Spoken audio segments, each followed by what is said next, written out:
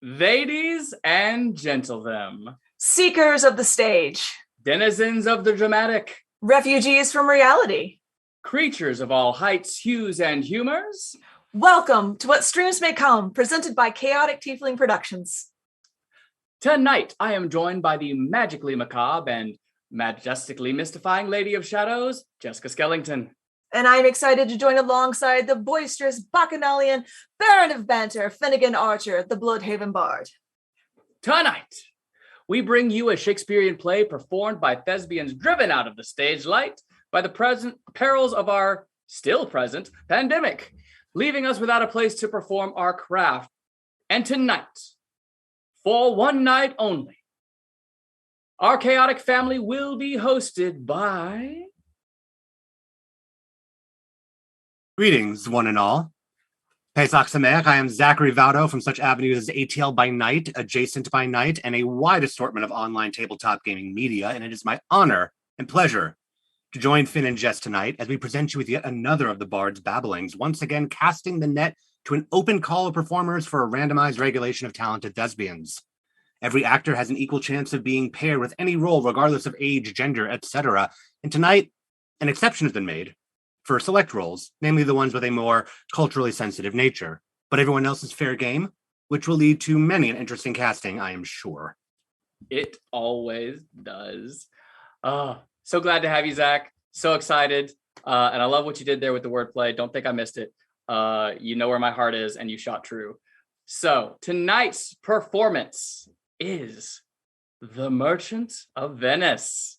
Players, when I call out the cast of characters, please introduce to the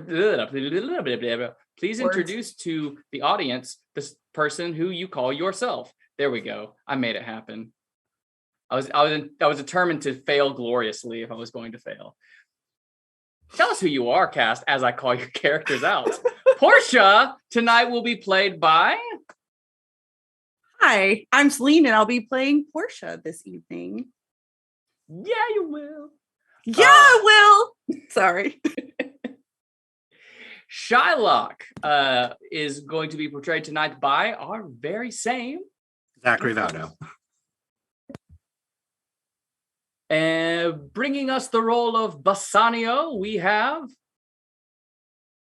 It's me, Sarah B. Strange, here to romance the hell out of Celine.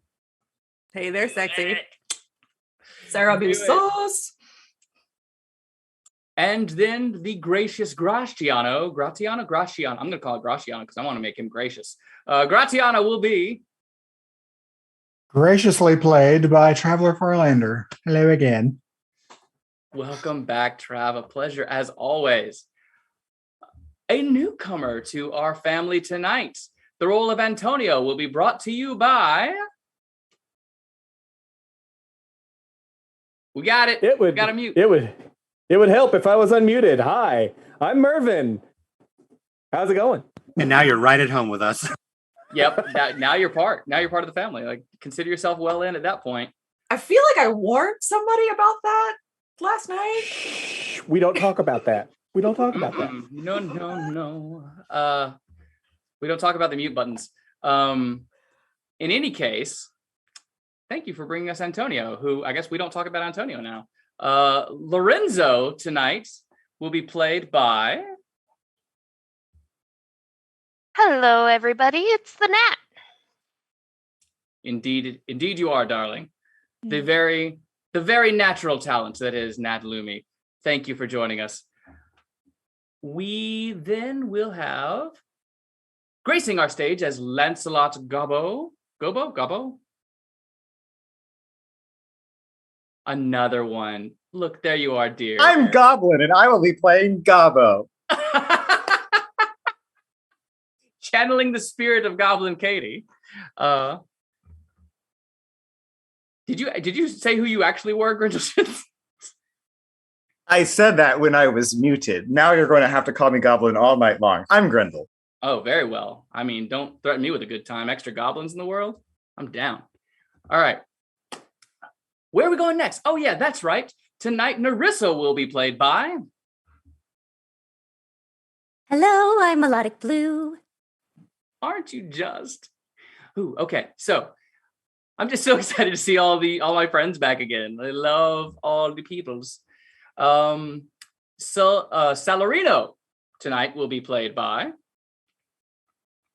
Hi, I'm Amanda Dawn playing Salarino.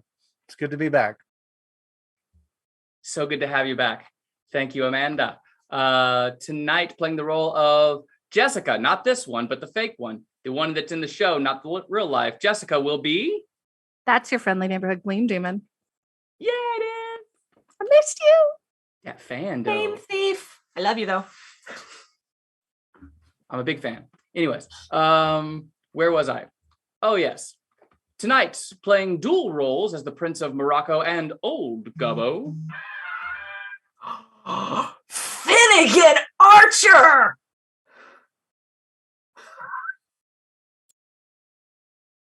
I don't know what you're talking about. No one would have Batman themed ringtones. No one in here would have any Batman themed ringtones at all. Not even a little bit. I don't even know what Batman is. So Prince of Morocco and Old Gabo will be played tonight by. Hello, I'm Cruisin. I will be playing the Prince of Morocco and apparently Old Gabo. Yes. Just found out. Oh, that's great. Fantastic. I believe I did make sure. Okay, it was on. It's on the list here. So I can do whatever you please, sir. Oh, I love it. I love that energy. Keep bringing that energy right on back, and we will make sure the fun happens on that. Ooh. I mean, Anyway. we are Chaos Link, so the Chaos has apparently missed us as well. We do. We do what we can to make the chaos happen. Tonight, playing the serving person and the Duke, we have. Good evening, my friends. I am Mantle Ferox. Yeah, you are. So good to have our friends back. So good to see you again, Mantle. Wonderful to be back, friend. Another newcomer to our stream tonight. The role of Solanio, not to be confused with Salarino, will be played by.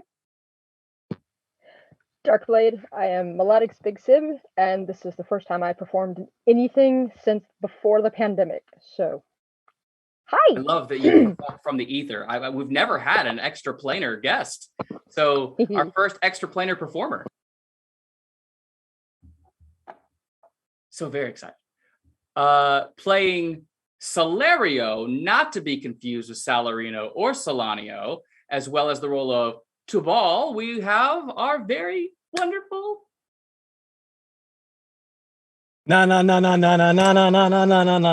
Dragon. Okay, I see what you did there. I deserve that, and I love you. I love you too. I love all of you. Damn it, I've missed you. Don't give me too much truth so soon. And the word? The word is forsooth, everyone. Because here at Chaotic Tiefling, when the word is invoked, we drink. Crossing my fingers for a high forsooth count tonight. And last but absolutely not least, stepping in to take on so many roles at once, Leonardo, Balthazar, Prince of Aragon, the clerk, and Stefano, we have. Oh, I'm sorry. I didn't see you there. Hi, I'm Gossett. Coming in fresh from the island. I feel the breeze. I have a lovely mojito here in my hand. What's that? The gulls on the shore say it's going to be a great show tonight. Oh, I am a fan of gulls. Thank you for bringing all that shoreline. Yeah. Oh, goodness. Oh. And this is a newbie, y'all. Yeah. All right. Glad to be here. That's boss it. Oh my That is boss it mode right there. I love it. But as always, the best part of our show is you, our dear audience. So please let us know how you're liking it in the chat and share those comments that you would normally get shushed for in a live theater.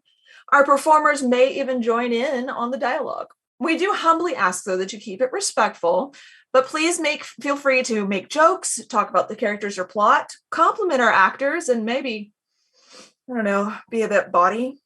Body, but not bougie. So we are not too fancy here. This is Billy Shakes. This is not some highfalutin powder our nose business. We are doing what we want with the people we have, with the text we have. Guys, if we were shying away from quips, puns, and innuendos, we would be doing it wrong. So please be yourself, be free here. But please remember that we do have moderators watching the chat, so be kind to one another and actors on your screen. However, due to the nature of this play being one of the problematic plays of William Shakespeare, we do offer the following content warnings of anti-Semitism, gaslighting, and general prejudice and intolerance. That being said, there will be discussions between the acts on the aforementioned themes, both how they are presented at the time and how they may be viewed today. With that said, we invite you to sit back, relax, enjoy the show. Without further ado, let us to our places for Act 1, Scene 1 of The Merchant of Venice. Thank you, places!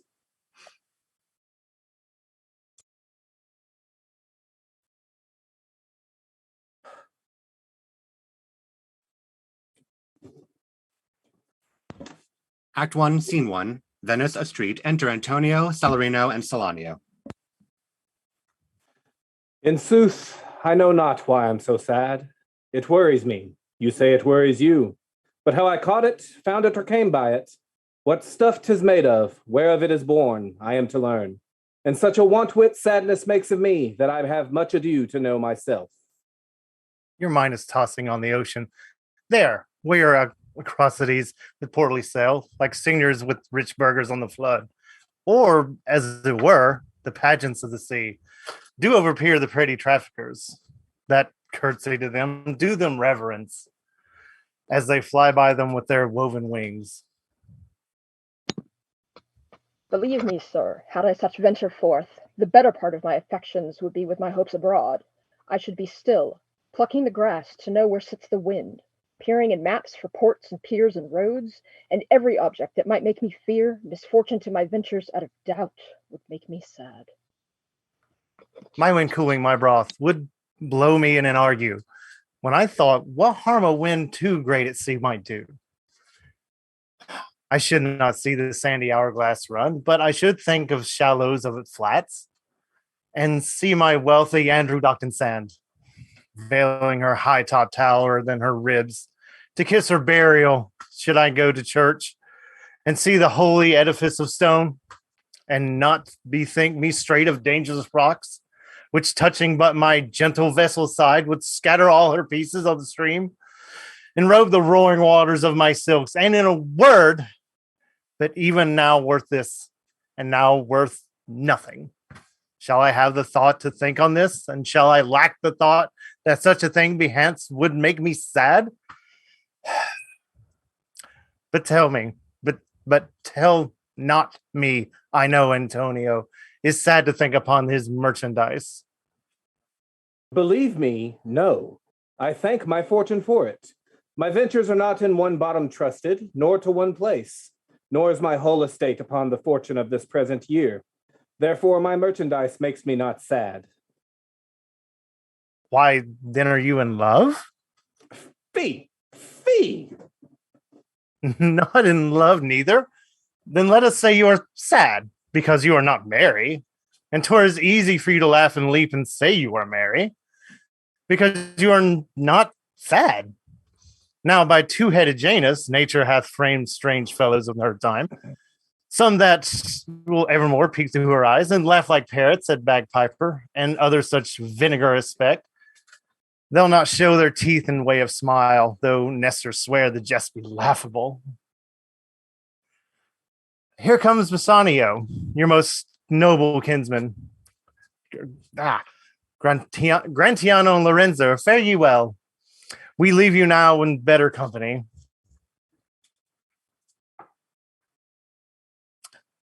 Wow. Oh, I read the wrong ones. I'll just keep going. I would have stayed till I may have made you merry.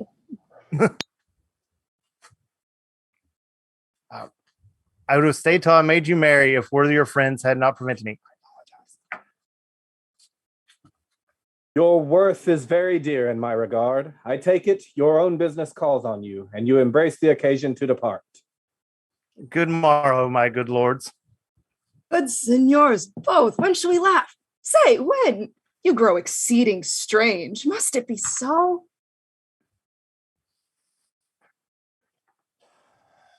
We'll make our leisures to attend yours. My lord Bassanio, since you have found Antonio, we too will leave you. But at dinner time, I pray you have in mind where we must meet. I will not fail you. You look not well, Signor Antonio. You have too much respect upon the world. They lose it that do buy it with much care. Believe me, you are marvelously changed. I hold the world but as the world, Gratiano. A stage where every man must play a part, and mine a sad one. Well, let me play the fool. With mirth and laughter let old wrinkles come, and let my liver rather heat with wine than my heart cool with mortifying groans. Why should a man whose blood is warm within sit like his grandsire, cut in alabaster, sleep when he wakes, and creep into the jaundice by being peevish? I tell thee what, Antonio, I love thee, and it is my love that speaks.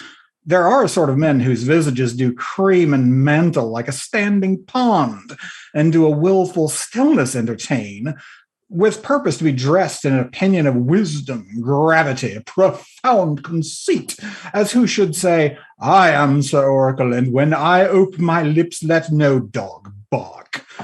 Oh, my Antonio, I do know thee, that therefore only are reputed wise for saying nothing, when I am very sure, if they should speak, would almost damn those ears, which hearing them would call their brothers fools. I'll tell thee more of this another time, but fish not with this melancholy bait, for this full gudgeon, this opinion.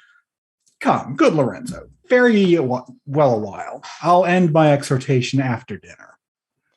Well, we will leave you then till dinner time.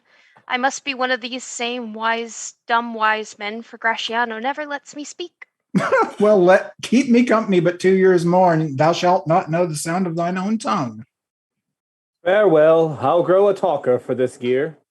Thanks and faith, for silence is only commendable, and a neat's tongue dried, and a maid not vendable. Is that anything now? Gratiano speaks an infinite deal of nothing, more than any man in all Venice. His reasons are as 2 grains of wheat, hidden 2 bushels of chaff. You shall seek them all day ere you find them, and when you have them, they're not worth the search. Well, tell me now what lady is the same, to whom you swore a secret pilgrimage, that you today promised to tell me of? 'Tis not unknown to you, Antonio, how much I have disabled mine estate by something showing a more swelling port than my faint mains would grant continuance. Nor do I now make moan to be abridged from such a noble rate, but my chief care is to come fairly off from the great debts wherein my time something too prodigal hath left me gauged. To you, Antonio, I owe the most in money and in love, and from your love I have a warranty to unburden all my plots and purposes, how to get clear of all the debts I owe.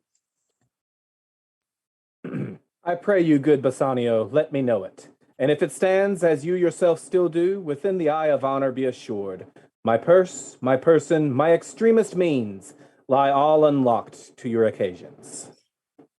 In my school days, when I had lost one shaft, I shot his fellow of the selfsame flight, the selfsame way, with more advised watch, to find the other fourth, and by adventuring both, I oft found both.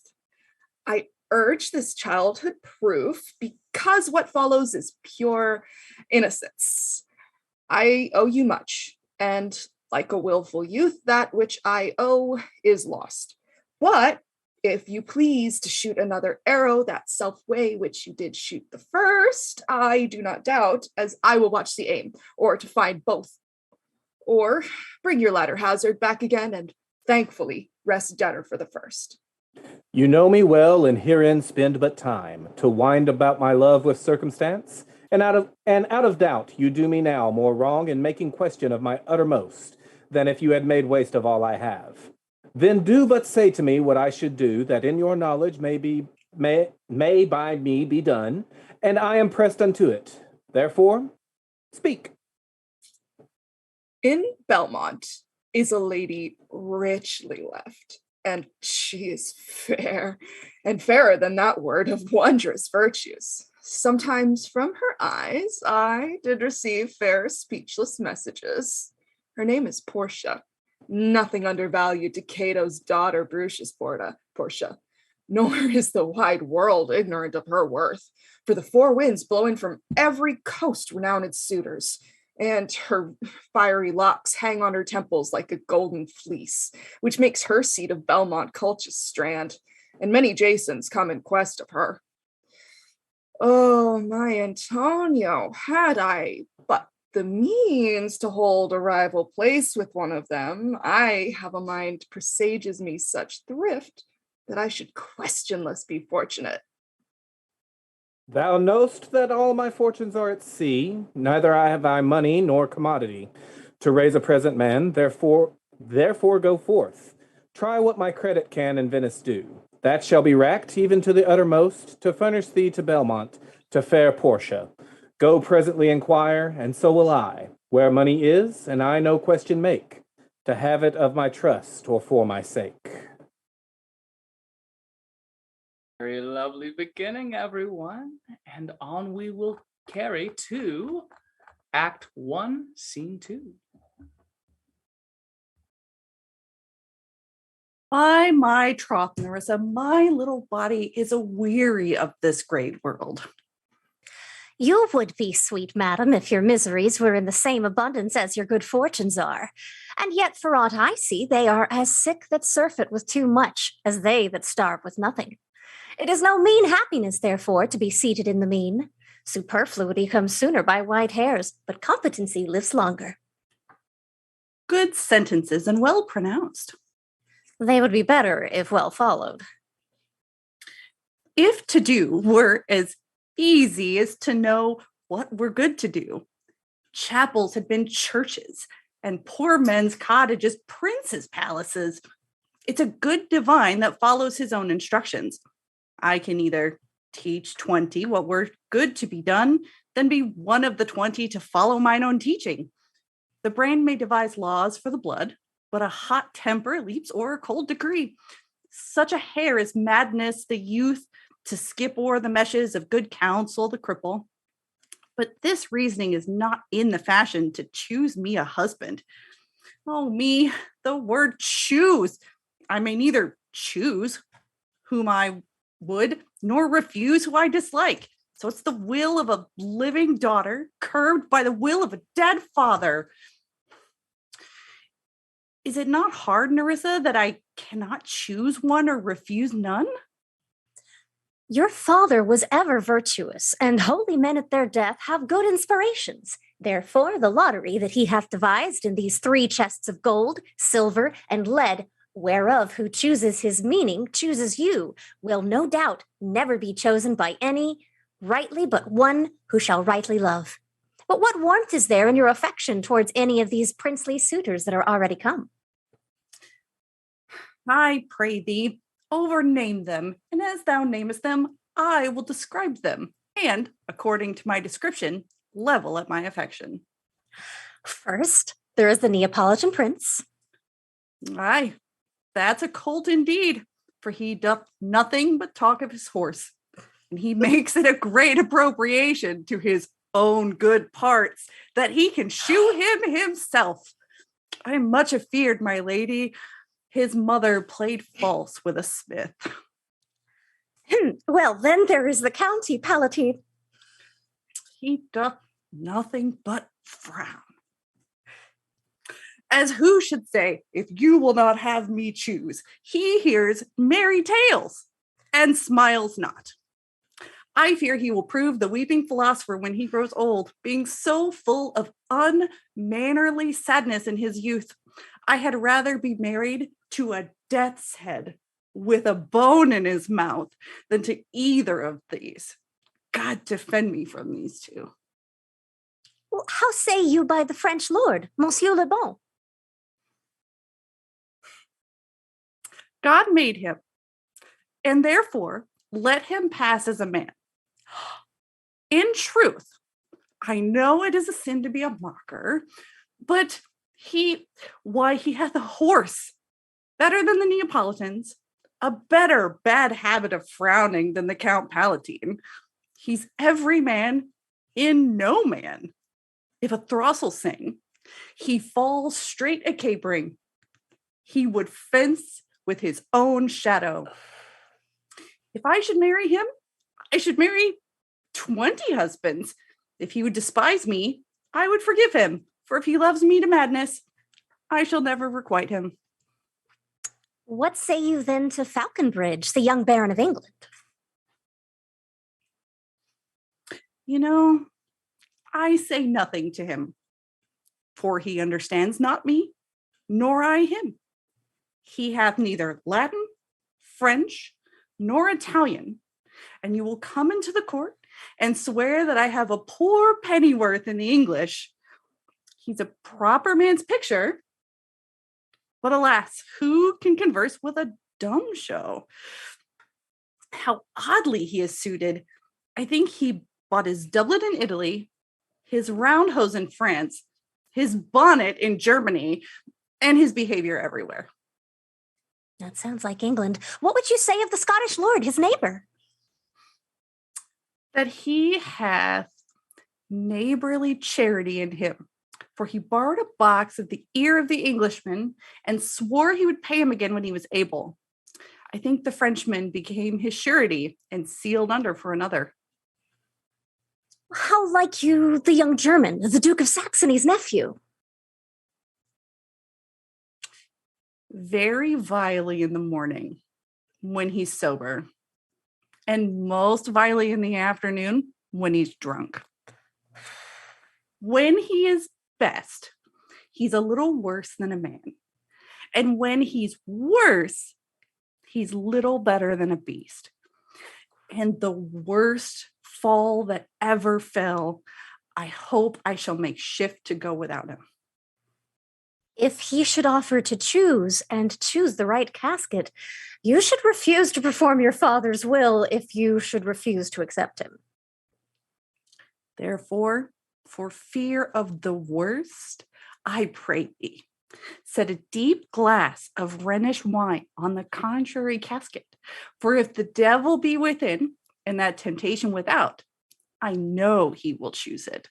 I will do anything, Nerissa, ere I'll be married to a sponge. You need not fear, lady, the having any of these lords. They have acquainted me with their determinations, which is indeed to return to their home and to trouble you with no more suit, unless you may be won by some other sort than your father's imposition depending on the caskets.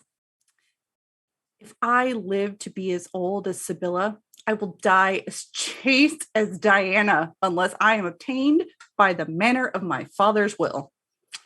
I'm glad that this parcel of wooers are so reasonable, for there is not one among them but I dote on for his very absence, and I pray God grant them a fair departure.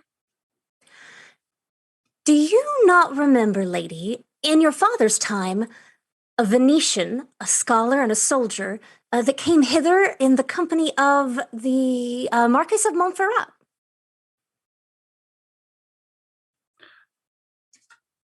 Yes. Yes, it was Bassiano, as I think he was so called. True, madam. He, of all the men that ever my foolish eyes looked upon, was the best deserving a fair lady. I remember him well, and I remember him worthy of thy praise. How now? What news?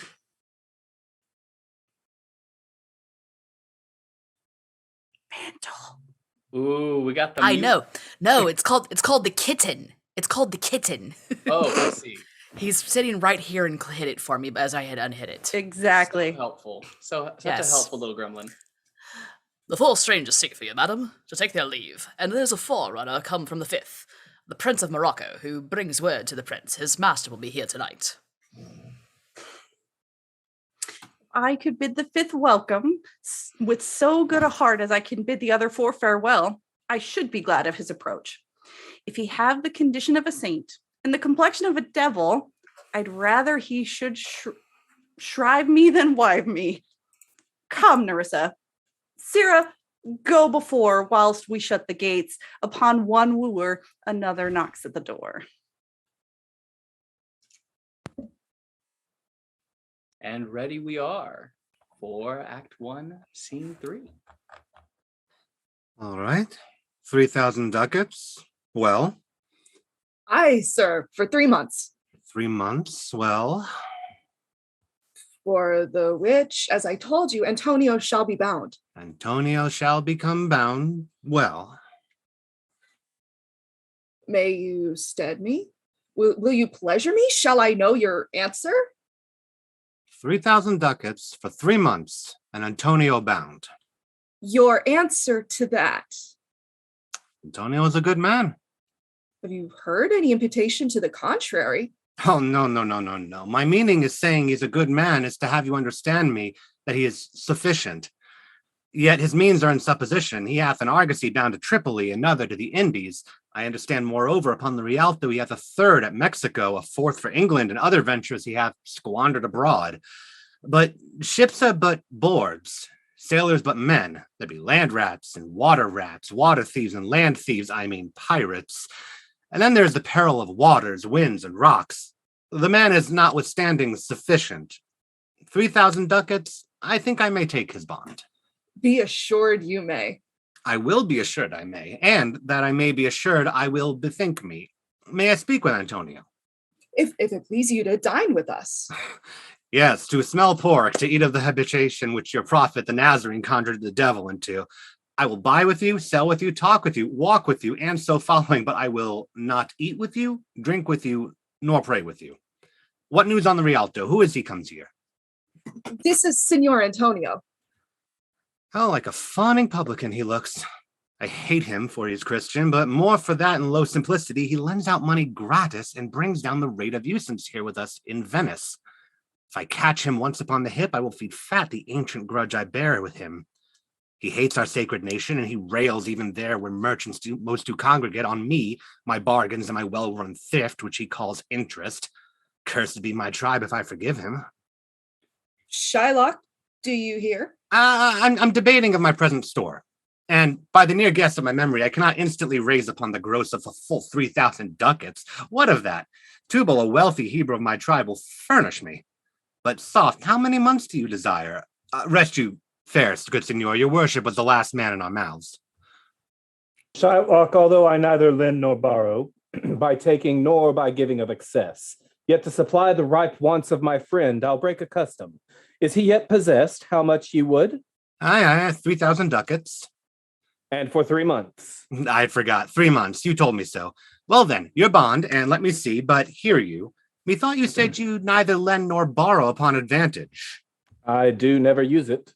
When Jacob grazed his uncle Laban's sheep, this Jacob from our own holy Abram was, and his wise mother wrought in his behalf, the third possessor. He was the third. And what of him? Did he take interest? No, not take interest, not as you would say directly interest. Mark what Jacob did. When Laban and himself were compromised that all the earnings, which were streaked and pied, should fall as Jacob's hire, the ewes being rank in the end of autumn turned to rams, and when the work of generation was between these woolly breeders in the act, the skillful shepherd peeled miscertain wands, and in the doing of the deed kind, he stuck them upon before the fulsome ewes, who then conceiving did in time fall part-colored lambs, and those were Jacob's. This was a way to thrive, and he was blessed, and thrift is blessing if men steal it not. This was a venture, sir, that Jacob served for, a thing not in his power to bring to pass, but swayed and fashioned by the hand of heaven. Was this inserted to make interest good, or is your gold and silver ewes and rams? I cannot tell, I make it breed as fast, but note me, senor. Mark you this, Bassanio, the devil can cite scripture for his purpose. An evil soul producing holy witness is like a villain with a smiling cheek, a goodly apple rotten at the heart. Oh, what a goodly outside falsehood hath. 3,000 ducats. 'Tis a good round sum. 3 months from 12, then, let me see the rate. Well, Shylock, shall we be beholding to you? Signor Antonio, many a time and oft in the Rialto, you have rated me about my moneys and my usances. Still I have borne it with a patient shrug, for sufferance is the badge of all our tribe. You call me a misbeliever, cutthroat dog, and spit upon my Jewish gabardine, and all for use of that which is mine own? Well, then now it appears you need my help. Go to then. You come to me and you say, Shylock, we would have moneys, you say so. You that did void your room upon my beard and foot me as you spurn a stranger cur over your threshold. Money is your suit. What should I say to you? Should I not say, hath a dog money? Is it possible cur can lend 3,000 ducats?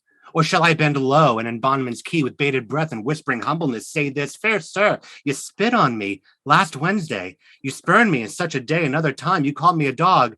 And for these courtesies, I'll lend you thus much money. I am as like to call thee so again, to spit on thee again, to spurn thee too. If thou wilt lend this money, lend it not, as to thy friends, for when did friendship take a breed for barren metal of his friend?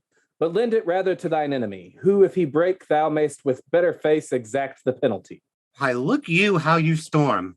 I would be friends with you and have your love. Forget the shames that you have stained me with. Supply your present wants and take no do it of usance for my monies, and you'll not hear me. This is kind I offer. This were kindness. This kindness will I show. Go with me to a notary, seal me there your single bond, and in a merry sport, if you repay me not on such a day, in such a place, such sum or sums as are expressed in the condition, let the forfeit be nominated for an equal pound of your fair flesh, to be cut off and taken in what part of your body pleaseth me. Content in faith, I'll seal to such a bond and say there is much kindness in the Jew. You shall not seal to such a bond for me. I'll rather dwell in my necessity. Why, fear not, man, I will not forfeit it.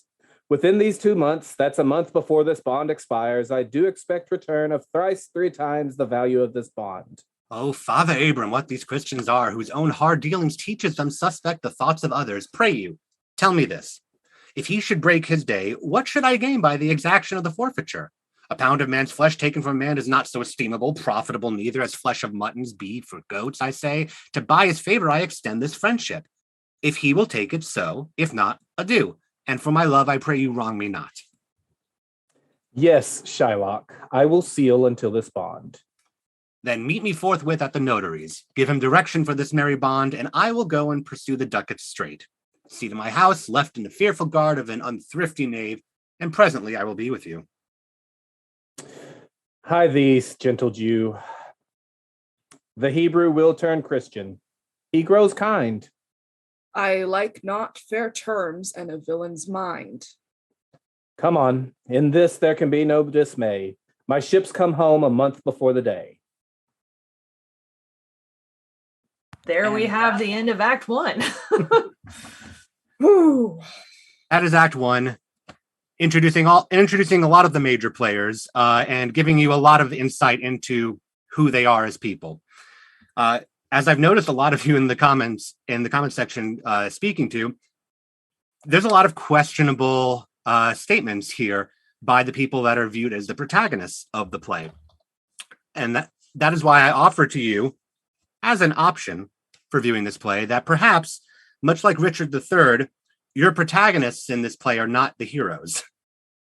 Your protagonists are maybe not so great people, but since it's from their perspective, they're viewed favorably because they're the protagonists. You automatically want them to succeed. You want them to do well. But we see through Antonio's speakings that he's not so great. In fact, he's pissed off Shylock so much that Shylock wants to offer up a ridiculous counterbalance to this lending that he's doing. Even Portia, in her speech, calls her own hypocrisy outright. She says, I can easier teach 20 what were good to be due than to one of the 20 to follow my own teaching. She says, I can teach a ton of people what to do, but hopefully they don't follow what I do. Your protagonists are kind of crappy people in this regard, which gives a interesting counter view to the historic view that Shylock here is the villain, when Shylock here seems to be a bit more victimized through his history and is attempting comeuppance to the protagonists. And the rest of the play, we see how this plays out. So give this a consideration. I've seen it read like on that. I just want to like lob compliment Zach real fast. I've seen it read with like so much acid and like just so much Shylock's words just being so like what's the word I'm looking for? Just so nasty, so mean in this first dialogue. Whereas this is the first time I've seen someone read it and it felt like they were just getting taken to school. Like he was the most killing them with kindness kind of dude, letting them know like, okay, you want to talk business? We'll talk business. You're not going to like it, but we're going to talk about it. And the venom makes sense in the past because like Shylock is speaking to a history of being stepped on, not just by Antonio, but by the people of the area in general. A lot of actors will deliver this with that spite that has been building up. And because a lot of the actors in later years, actually being around Jewish people, seeing Jewish history, can actually see the culmination of spite there. They impose that on there. It's important to note that Shakespeare quite possibly never met a Jewish person in his entire life, considering that they weren't in England at the time. So a lot of this is just supposition on his part, and it's really just sort of reflectant of the outsider in general. But it's given a figure that was recognized by many people as being worth the punching bag that Shylock becomes in the play. Yeah, Portia is very much the rich, entitled, very smart, but still rich, entitled, do as I say, not as I do, kind of whiner in the beginning. So it's interesting to see it evolve over the play, but I still wouldn't say that she's a great person. And Antonio is just a jerk. So I want him to go yeet himself into the sun right now, but that's beside the point. He is a jerk, but he is the aforementioned merchant of Venice, and thus this play is about him. And so despite the fact that the play technically centers around the connections of Antonio more so than it does himself, we follow the play from him as the center point the whole way through, whether it be for good or for bad. So Antonio is the power and privilege. Must be nice. If I ever find it for myself, I'll let you know. I appreciate that. Thank you for the feedback. All righty. Shall we progress? Oh, at your good pleasure. Then let us to Act 2, Scene 1, starting with the Prince of Morocco. Dislike me, not for my complexion, the shadowed livery of the burnished sun, to whom I am a neighbor and near bred. Bring me the fairest creature northward of Bourne, with Phoebus fire scarce thaws the icicles, and let us make incision for your love, to prove whose blood is reddest, his or mine. I tell thee, lady, this aspect of mine hath fared the valiant. By my love, I swear, the best regarded virgins of our clime have loved it too. I would not change this hue, except to steal your thoughts, my gentle queen. In terms of choice, I am not solely led by nice direction of a maiden's eyes. Besides, the lottery of my destiny bars me the right of voluntary choosing. But if my father had not scanted me and hedged me by his wit to yield myself his wife, who wins me by that means I told you, yourself, renowned prince, then stood as fair as any corner I have looked on yet for my affection. Even for that I thank you. Therefore, I pray you lead me to the caskets to try my fortune by the scimitar that slew the Sufi and the Persian prince that won 3 fields of Sultan Suleiman. I would outstare the sternest eye that look, outbrave the heart most daring on the earth, pluck the young sucking cubs from the she-bear.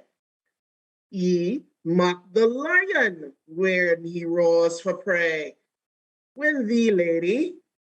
But alas, the while, if Hercules and Lychus play at dice, which is the better man, the greater thrower? May turn by fortune from the weaker hand, so is Alicides beaten by his page. So may I, blind fortune leading me, miss that which one worthier may attain, and die whilst grieving.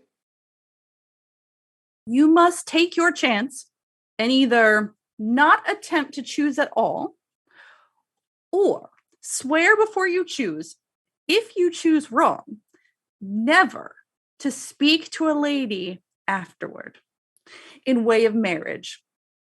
Therefore, be advised. Nor will not. Come, bring me unto my chance. First, forward to the temple. After dinner, your hazard shall be made. Good fortune, then, to make me blessed or cursed among men. Everyone catch your breath. Everyone, calm down, simmer a little bit. Because after all the braggadocio that the prince left on the table, we still have to get to the next scene. So let us keep moving to Act 2, Scene 2.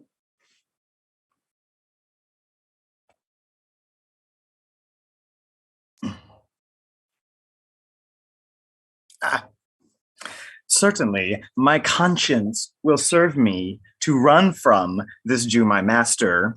This fiend is at my elbow and tempts me, saying to me, Gobbo, Lancelot Gobbo, good Lancelot, or good Gobbo, or good Lancelot Gobbo, use your legs, take the start, run away. My conscience says, no, take heed, honest Lancelot, take heed, honest Gobbo, or as aforesaid, honest Lancelot Gobbo, do not run, scorn running with thy heels. Well, the most courageous fiend bids me pack, via, says the fiend, away, says the fiend, for the heavens, rouse up a brave mind, says the fiend, and run. Well, my conscience, hanging about the neck of my heart, says very wisely to me, my honest friend Lancelot, being an honest man's son, or rather an honest woman's son, for indeed my father did something smack, something grow too. He had a kind of taste. Well, my conscience says, Lancelot, budge not. Budge, says the fiend, budge not. Says my conscience, says I. You counsel well. Fiend, says I. You counsel well. To be ruled by my conscience, I should stay with the Jew, my master, who, God bless the mark, is a kind of devil. And to run away from the Jew, I should be ruled by the fiend, who, saving your reverence, is the devil himself. Certainly, the Jew is the very devil incarnal, and in my conscience is but a kind of hard conscience. To offer counsel me to stay with the Jew. The fiend gives the more friendly counsel, I will run. Fiend, my heels are at your command. I will run. Master, young man, you, I pray you, which is the way to master Jews? Oh, heavens, this is my true begotten father, who, being more than sand blind, high gravel blind, knows me not. I will try confusions with him. Master, young gentleman, I pray you, which is the way to master Jews? Turn up on your right hand at the next turning, but at the next turning of all, on your left. Mary, at the very next turning, turn of no hand, but turn down indirectly to the Jew's house.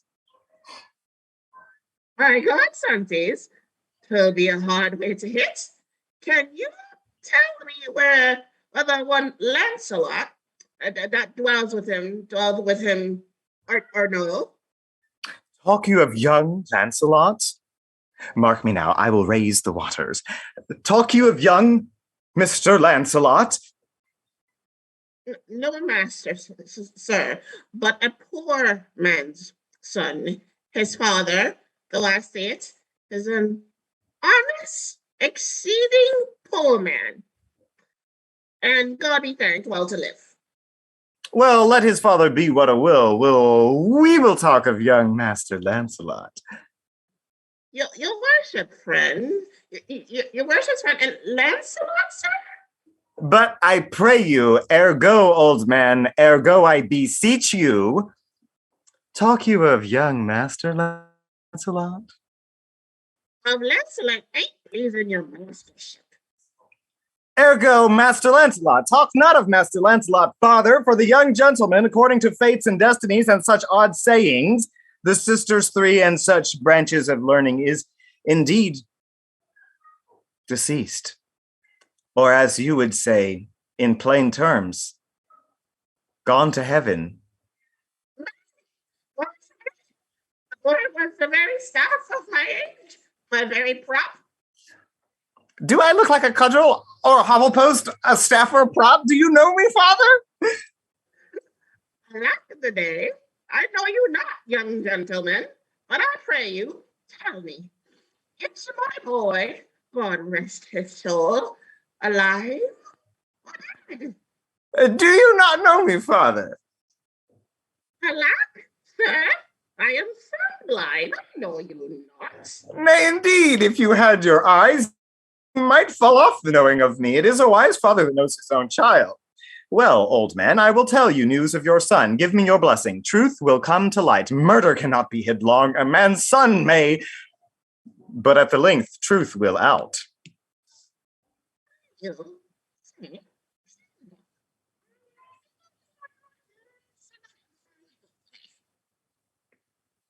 Pray you, let's have no more fooling about it, but give me your blessing. I am Lancelot, your boy that was, your son that is, your child that shall be. You are my son. I know not what I shall think of that, but I am Lancelot, the Jew's man, and I am sure Marjorie, your wife, is my mother. Name is Marjorie, indeed. I'll be sworn. If thou be Lancelot, thou art mine own flesh and blood. Lord, worship might he be. What a beard hast thou got?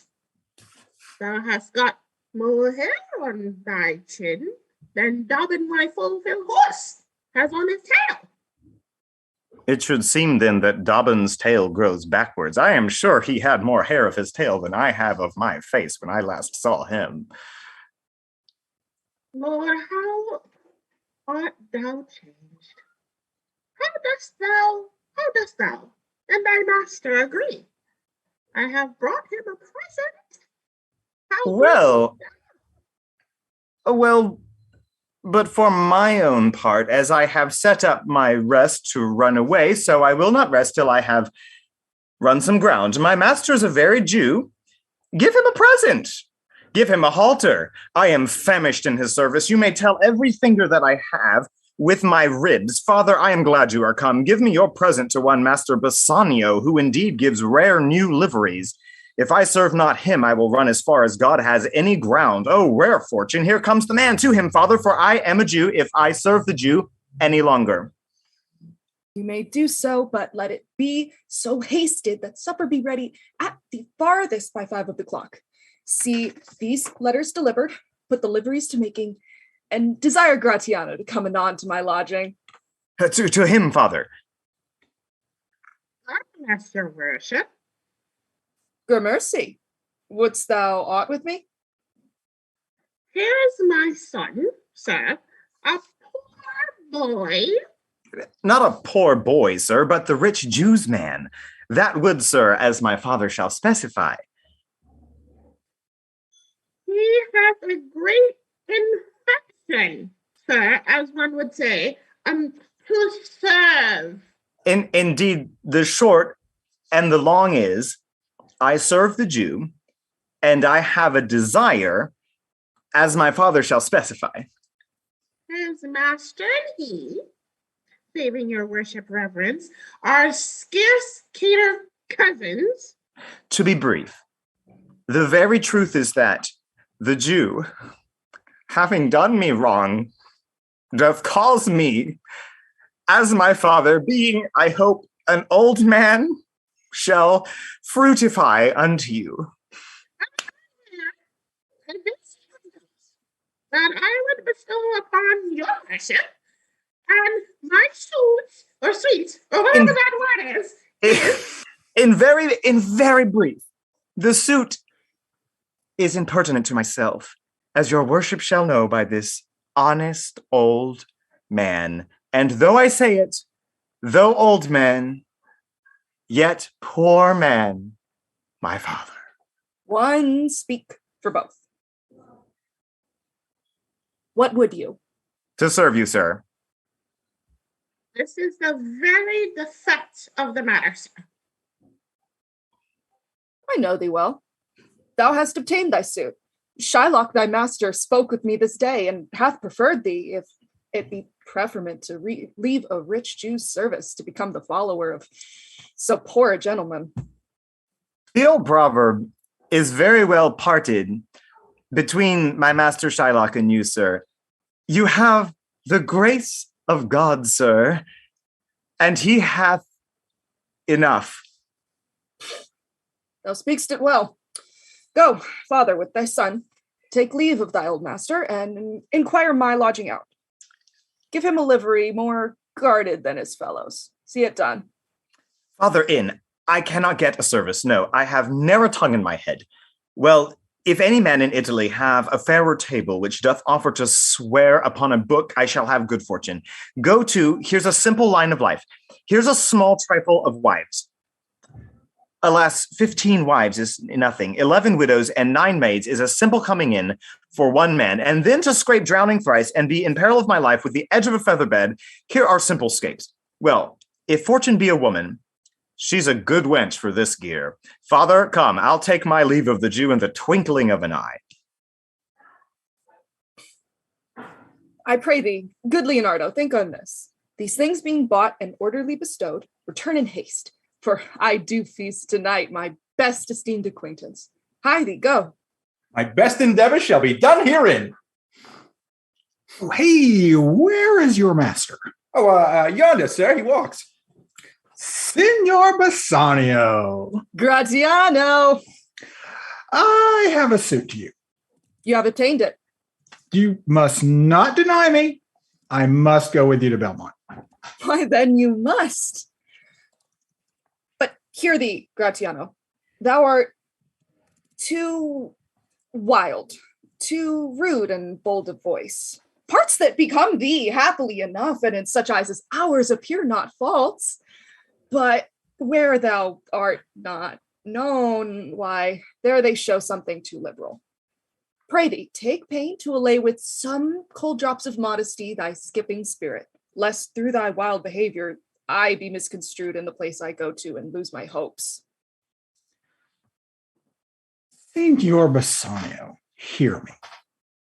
If I do not put on a sober habit, talk with respect and swear, but now and then wear prayer books in my pocket, look demurely, nay, more while grace is saying, hood mine eyes thus with my hat, and sigh and say, Amen. Use all the observance of civility like one well studied and a sad ostent to please his grandam.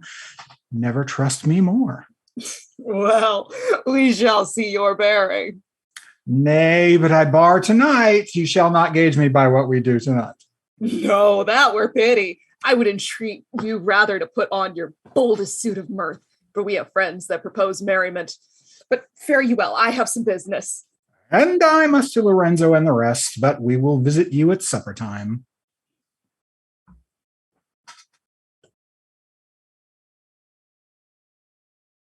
And for the boys, we will now carry on to Act 2, Scene 3. I am sorry thou wilt leave my father's cell. Our house is hell, and thou a merry devil. Didst rob it of some taste of tediousness. But fare thee well. There is a ducat for thee. And Lancelot, soon at supper shalt thou see Lorenzo, who is thy new master's guest. Give him this letter. Do it secretly. And so farewell. I would not have my father see me and talk with thee. Adieu. Tears exhibit my tongue, most beautiful pagan, most sweet Jew. If a Christian did not play the knave and get thee, I am much deceived. But adieu, these foolish drops do something drown my manly spirit. Adieu. Farewell, good Lancelot. Alack, what heinous sin is it in me to be ashamed to be my father's child? But though I am a daughter to his blood, I am not to his manners. O Lorenzo, if thou keep promise, I shall end this strife. Become a Christian and thy loving wife. That's where we should be going to Act 2, Scene 4. But I'm just going to go ahead and toss it up to you, Zach. Do you want to say something here or wait till the end of the act? We can wait till the end of the act. Oh, fair enough. Just wanted to make sure the play was yours. All right. Well, then everyone chew on that for a second as we go to Act 2, Scene 4. Nay, we will slink away in supper time, disguise us at my lodging and return all in an hour. We have not made good preparation. You have not spoke us yet of torchbearers. 'Tis vile, unless it may be quaintly ordered, and better in my mind not undertook. 'Tis now but 4 o'clock. We have 2 hours to furnish us. Friend Lancelot, what's the news? And it shall please you to break up this, it shall seem to signify. I know the hand, and faith, 'tis a fair hand, and whiter than the paper it writ on is the fair hand that writ. Love news in faith. By your leave, sir. Whither goest thou? Marry, sir, to bid my old master the Jew to sup tonight with my new master the Christian. Hold here, take this. Tell gentle Jessica I will not fail her. Speak it privately. Go, gentlemen. Will you prepare you for this mask tonight? I am provided of a torchbearer. Aye, marry, I'll be gone about it straight. And so will I. Meet me and Gratiano at Gratiano's lodging some hour hence. 'Tis good we do so. Was that... No, it's not that letter from fair Jessica. I must needs tell thee all. She hath directed how I shall take her from her father's house, what gold and jewels she is furnished with, what pages' suit she hath in readiness. If e'er the Jew her father come to heaven, it will be for his gentle daughter's sake, and never dare misfortune cross her foot unless she do it under this excuse, that she is issue to a faithless Jew. Come, go with me. Peruse this as thou goest. Fair Jessica shall be my torchbearer.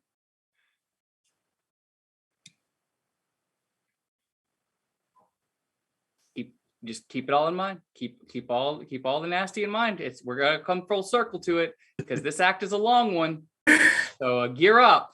Just like tiny vignettes of, we're just gonna, chop all the manure up on the table and just do a line of it real fast. So here we go. Act 2, Scene 5. Well, thou shalt see thy eyes be thy judge, the difference of old Shylock and Bassanio. What, Jessica? Thou shalt not gormandize as thou hast done with me. Jessica! And sleep and snore and rend apparel out. Why, Jessica, I say. Why, Jessica? Who bids thee call? I do not bid thee call. Your worship was wont to tell me that I could do nothing without bidding. Call you? What is your will? I'm bid forth to supper, Jessica. There are my keys, but wherefore shall I go? I'm not bid for love. They flatter me, but yet I'll go in hate to feed upon the prodigal Christian. Jessica, my girl, look to my house. I'm right loath to go. There is some ill a-brewing towards my rest, for I did dream of money bags tonight. I beseech you, sir, go. My young master doth expect your reproach. So do I his. and they have conspired together, I will not say you shall see a mask. But if you do, then it was not for nothing that my nose fell a-bleeding on Black Monday last at 6 o'clock in the morning, falling out that year on Ash Wednesday that was for a year in the afternoon. What are there, masks? Here you me, Jessica, lock up my doors, and when you hear the drum and the vile squealing of the wry-necked fife, clamber you not up to the casements then, nor thrust your head into the public street to gaze on Christian fools with varnished faces, but stop my house's ears, I mean my casements. Let not the sound of shallow foppery enter my sober house. By Jacob's staff, I swear I have no mind of feasting forth tonight, but I will go. Go you before me, sir. Say I will come. I will go before, sir. Mistress, look out at the window for all this. There will come a Christian boy. Will be worth the Jewess as I. What says that fool of Hagar's offspring, huh? His words were farewell, mistress. Nothing else. Patch is kind enough, but a huge feeder. Snail slow in profit, and he sleeps by day more than the wildcat. Drones hive not with me. Therefore I part with him, and part with him to one that would have him help to waste his borrowed purse. Well, Jessica, go in. Perhaps I will return immediately. Do as I bid you. Shut the doors after you. Fast bind, fast find, a proverb never stale in thrifty mind. Farewell. And if my fortune be not crossed, I have a father, you a daughter lost. Bum, bum, bum. That's the studio audience going, ooh. All right, sorry. Act 2, Scene 6, everybody. This is the penthouse under which Lorenzo desired us to make stand. His hour is almost past. And it is marvel he outdwells his hour, for lovers ever run before the clock. 10 times faster Venus's pigeons fly to seal love's bonds new made than they are wont to keep obliged faith unforfeited. If that ever holds. Who riseth from a feast with that keen appetite that he sits down? Where is the horse that doth untread again his tedious measures with the unbated fire that he did pace them first? All things that are with more spirit chased than enjoyed. How like a younker or a prodigal the scarfed bark puts from her native bay, hugged and embraced by the strumpet wind. How like the prodigal doth she return, with overweathered ribs and ragged sails, lean, rent, and beggared by the strumpet wind. Here comes Lorenzo. More of this thereafter. Sweet friends, your patience for my long abode. Not I, but my affairs have made you wait. When you shall please to play the thieves for wives, I'll watch as long for you then. Approach. Here dwells my father Jew. Ho, who's within? Who are you? Tell me for more certainty, albeit I'll swear that I do know your tongue.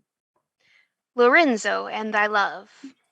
Lorenzo, certain, and my love indeed, for who love I so much? And now who knows but you, Lorenzo, whether I am yours? Heaven and thy thoughts are witness that thou art. Here, catch this casket. It is worth the pains. I am glad 'tis night, and you do not look on me, for I am much ashamed of my exchange. But love is blind, and lovers cannot see the pretty follies that they themselves commit. For if they could, Cupid himself would blush to see me thus transformed into a boy. Descend, for you must be my torchbearer. What? Must I hold a candle to my shames? They in themselves, good sooth, are too light. Why, 'tis an office of discovery, love, and I should be obscured. So are you, sweet, even in the lovely garnish of a boy. But come at once, for the closed night doth play the runaway, and we are stayed for at Bassanio's feast. I will make fast the doors and gild myself with some more ducats and be with you straight. Now by my hood, a Gentile and no Jew. Beshrew me, but I love her heartily, for she is wise, if I can judge of her, and fair she is, if that mine eyes be true, and true she is, as she hath proved herself, and therefore, like herself, wise, fair, and true, shall she be placed in my constant soul. What, art thou come? On, gentlemen, away. Our masking mates by this time for us stay. Who's there? Signor Antonio. Fee, Gratiano, where are all the rest? 'Tis 9 o'clock, our friends all stay for you. No mask tonight, the wind has come about. Bassanio presently will go aboard. I have sent 20 out to seek for you. I am glad on it. I desire no more delight than to be under sail and gone tonight. And gone we shall get to Act 2, Scene 7. Just like, what's happening all over Venice tonight? Scene. This is the montage. This is the Shakespearean montage. All right, so Act 2, Scene 7.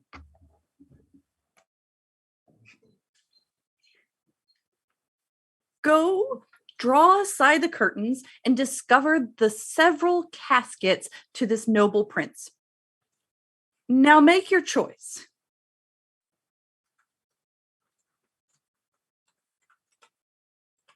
Need to unmute. I need to unmute. Yes, I should do that first. Now, the first of gold. Who this inscription bears?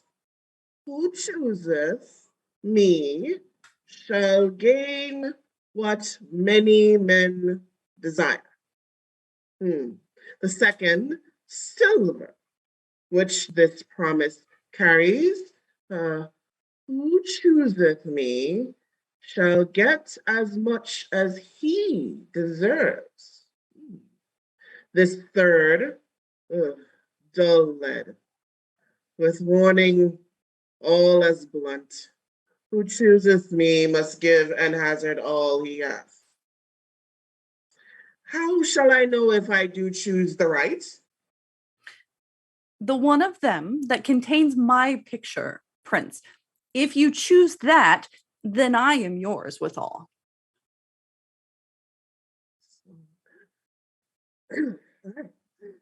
Some God direct my judgment. Let me see.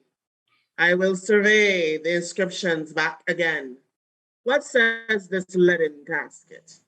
Who chooseth me must give and hazard all he hath. Must give? For what? For lead?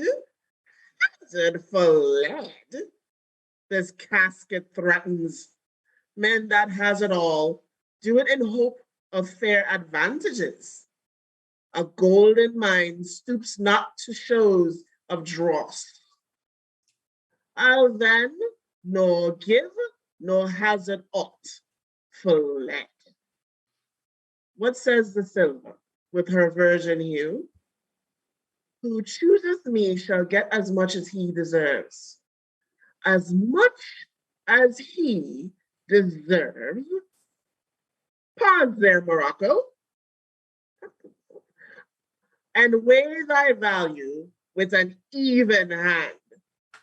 If thou, best rated by thy estimation, thou dost deserve enough, and yet enough, may not exceed so far as to the lady, and yet to be afraid of my deserving were but a weak disabling of myself as much as I deserve.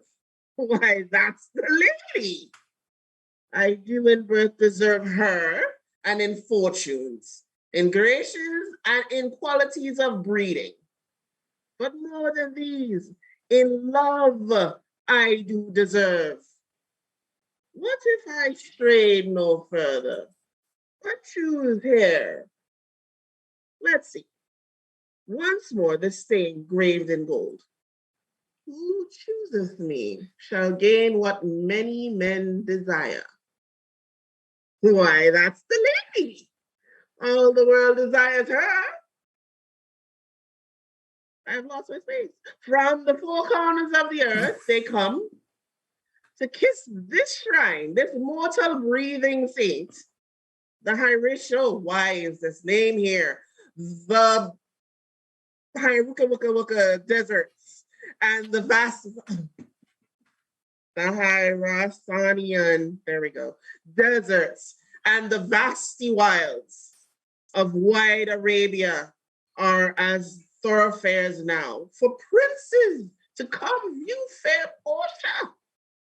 The watery kingdom, whose ambitious head spits in the face of heaven, is no bar to stop the foreign spirits, but they come as o'er a brook to see fair Portia. One of these three contains her heavenly picture. Is that lead contains her? To damnation to think so base a thought. He said base. It were too gross to rib her. Oh my God. Cerecloth. What's cerecloth? In the obscure grave.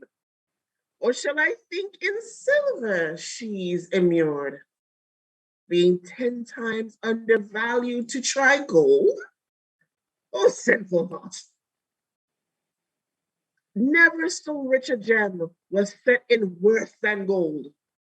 They have in England a coin that bears the figure of an angel stamped in gold, but that insculpted upon.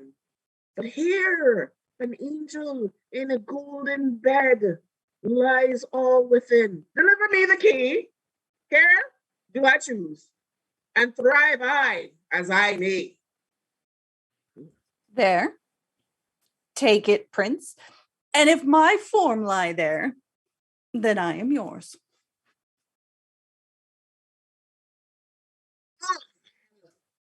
What have we here?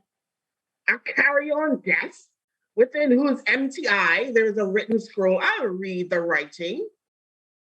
All that glitters is not gold. Often you have heard that told. Many a man his life has sold, but my outside to behold. Gilded tombs do worms enfold, had you been as wise as bold. Young in limbs, in judgment old, your answer had not been inscrolled. Fare you well, your suit is, that word again, is cold, cold indeed, and labor lost. Then farewell, heat, and welcome frost. Portia, adieu. I have to grieve the heart to take this tedious leave, thus losers part.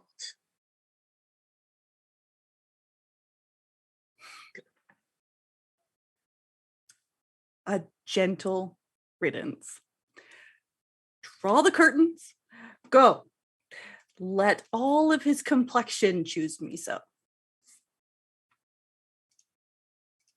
Wow. Okay, Portia went full Karen right there at the end.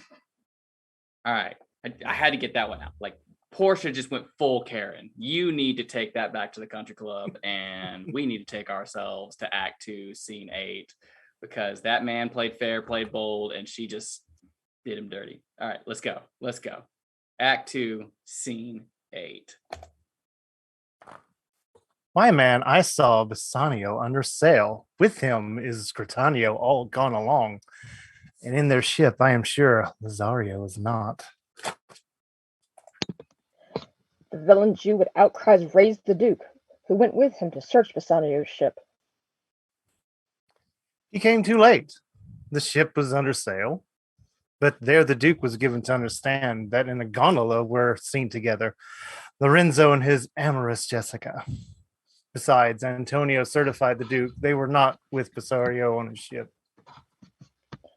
I never heard a passion so confused, so strange, outrageous, and so variable, as the dog Jew did utter in the streets, my daughter, my ducats, oh my daughter, fled with a Christian, oh my Christian ducats, justice, the law, my ducats and my daughter. A sealed bag, 2 sealed bags of ducats, of double ducats stolen from me by my daughter, and jewels, 2 stones, 2 rich and precious stones, stolen by my daughter. Justice, find the girl. She hath the stones upon her and the ducats. Why, all the boys in Venice follow him, crying his stones, his daughter, and his ducats. Let good Antonio look he keep his day, or he shall pay for this. Mary, well remembered. I'd reasoned with a Frenchman yesterday who told me in the narrow seas that part the French and English were miscarried a vessel of our country richly fraught.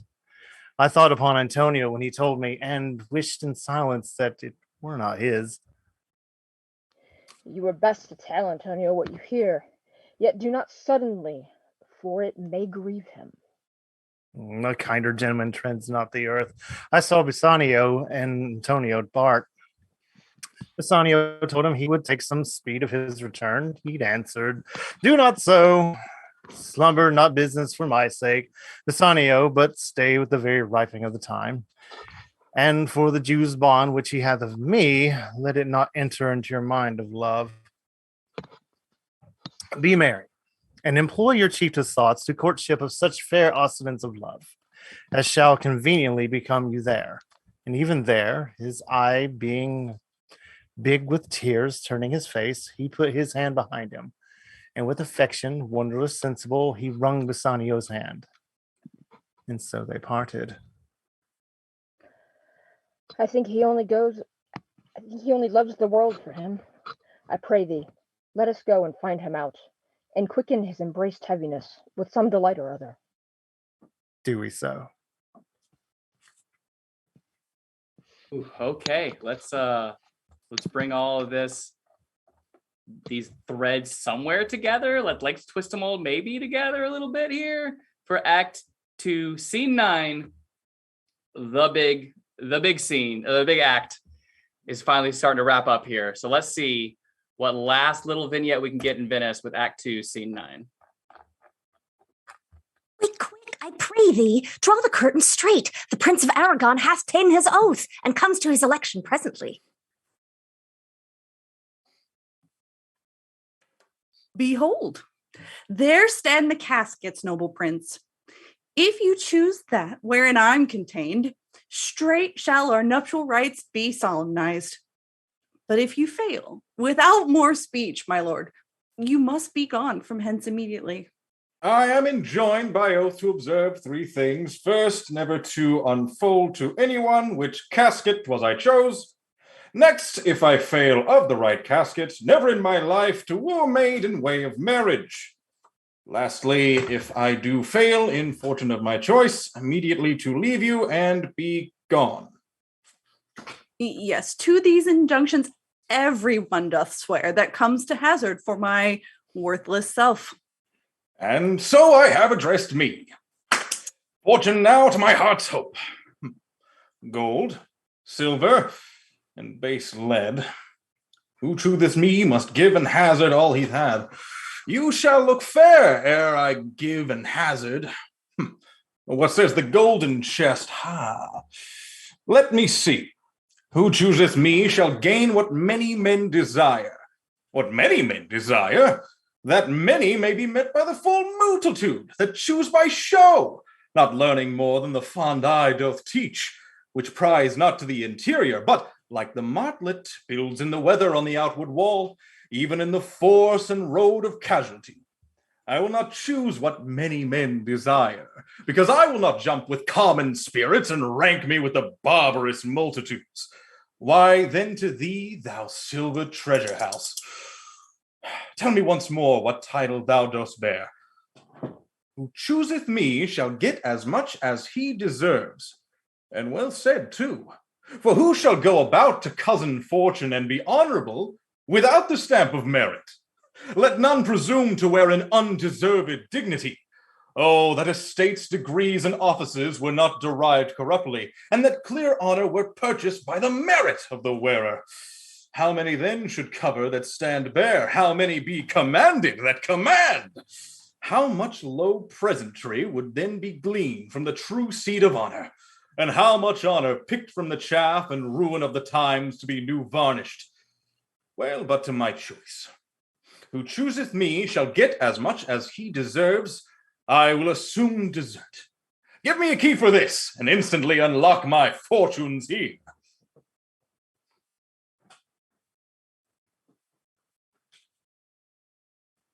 Too long a pause for that which you find there? What's here? The portrait of a blinking idiot, presenting me a schedule. I will read it. How much unlike art thou to Portia? How much unlike my hopes and my deservings?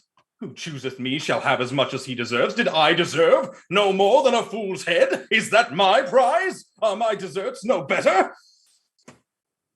To offend and judge are distinct offices and of opposed natures. What news here? The fire 7 times tried this, 7 times tried that judgment is, that did never choose amiss. Some there be that shadows kiss, such have but a shadow's bliss.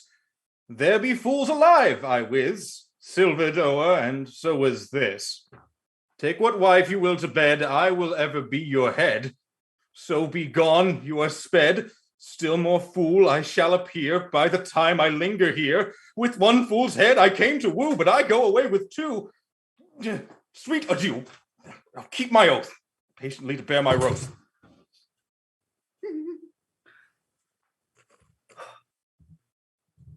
Thus hath the candle singed the moth.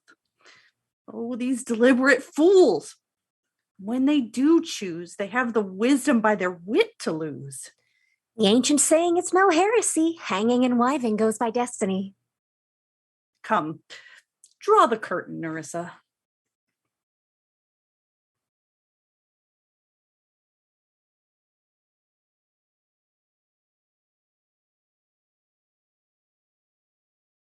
Where is my lady? Here. What would my lord? Madam, there is alighted at your gate a young Venetian, one that comes before to signify the approaching of his lord, from whom he bringeth sensible greets, to wit, besides commends and courteous breath, gifts of rich value. Yet I have not seen so likely an ambassador of love. A day in April never came so sweet. To show how costly summer it was at hand, as this forest spur comes before his lord. No more, I pray thee. I am half afeard thou wilt say anon he's some kin to thee. Thou'lt spend such high day wit in praising him. Come, come, Nerissa, for I long to see quick Cupid's post that comes so mannerly. Bassanio, Lord love, if thy will it be.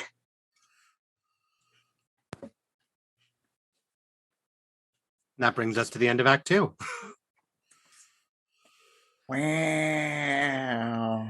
Now, Finn, I wanted to wait until now to talk about it because, as you saw, there was so much more that happened throughout there. Interfaith marriage is a relatively new concept. Back then, both Christianity and Judaism was not particularly fond of interfaith marriage. However, Christianity is a lot more keen to conversion than Judaism was. More Reformed Judaism is a bit more open to it, but ultimately they still make it a bit more difficult than Christianity does, which wants conversion. Needless to say, if Jessica wants to be with her love, she will have to convert. And in this instance, she values her love much more than she does her heritage. And it's made a lot easier by the fact that her father is consumed by this hatred out of spite for everything that he has suffered, which I'll say is not an uncommon reflection in many Jewish families. You'll get the parents or the grandparents who still hold on to the spiteful fires of everything that they've had to deal with, whereas their modern children are a bit more open to different concepts, and there's a big disconnect there. This gets reflected here, surprisingly, in a modern capacity, but with everybody siding with, the notion of love over anything else that may come out of it, such as, robbing your father blind in the process. Which we'll get into a little bit more in the next act as Shylock gives his thoughts on the matter. But yeah, you'll notice people seem to have zero sympathy for the man whose daughter fled from him, stealing vast wealth to do so, simply because, once again, it's from their perspective as the protagonists, as the victors in this play. Does it make it right? Depends on what side you're on. Does it Does it ring in a certain way? Yes, it does. It's one of those moments where we're like, man, I just don't know what makes some people do what they do. No, I think we know what makes some people do what they do. We don't like it, but we understand it just fine. Absolutely. And the interesting thing here, though, is that it's while it's really hard nowadays to agree with the full actions that are here, it becomes understandable that maybe Jessica would want an out from her father who just lets himself get consumed by this hate, just as it may be in our modern eyes. The way she goes about it, not so great. The want to disconnect from it and the willingness to give up this life in favor of love could be understandable. Didn't have to rob the man blind. Missing you there on that, Christian. No, I was saying she didn't have to rob him blind though. Like, right, like that was unnecessary. Oh, absolutely. I think some of that though comes into this is more important to you than I am, so I'm going to take it and go. It does. It becomes her own level of spite, her own level of revenge at that point. Yep. Yeah, that's like self-serve dowry. Exactly. Right, because he's certainly not. Shylock is certainly not going to approve of this marriage. Oh no. Much in the same way that were Jessica to not convert, the other side would not approve of her marrying into it. So she takes matters into her own hands, converting and claiming her own dowry. Yep. So my father's so petty. I'll show him. I'll be twice as petty. Yeah. Get this done. And I'll take his petty cash. She's definitely his daughter then. Oh yeah. Clearly. Oh, absolutely. Yeah. She may view it as for a different cause, but the trappings are all still there. And then throughout this, we also get further look into Portia's willingness to play with people rather than just give an outright answer, which will come up, and culminate by the end of the play. Will you take curtain number 1 or the box that we're bringing down the aisle right now?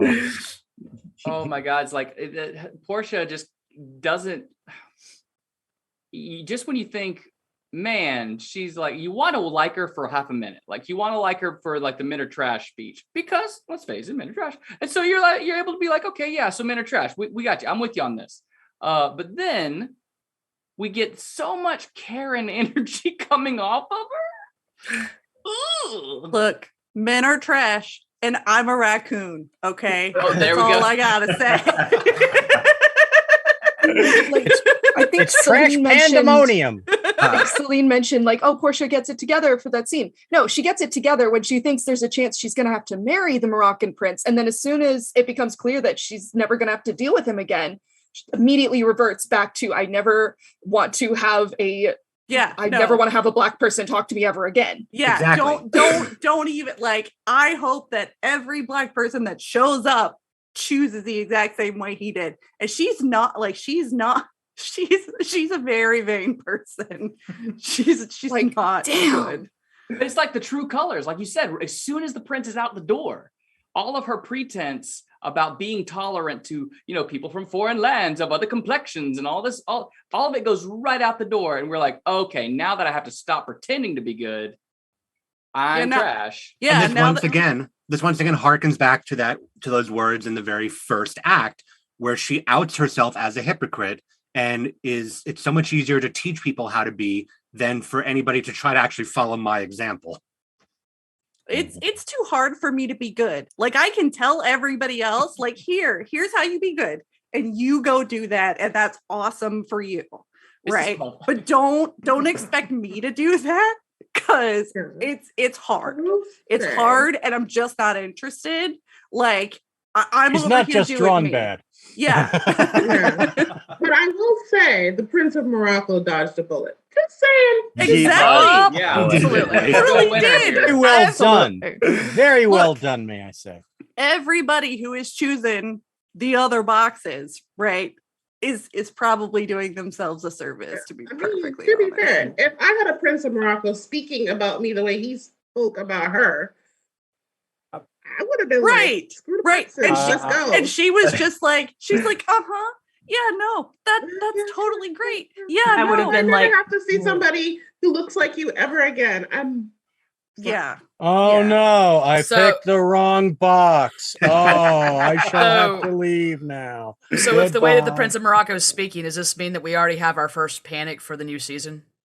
Yeah. I think so. I think we gotta Because, give Crucian credit for making all of us melt. Like I said, Sign beautiful. me up.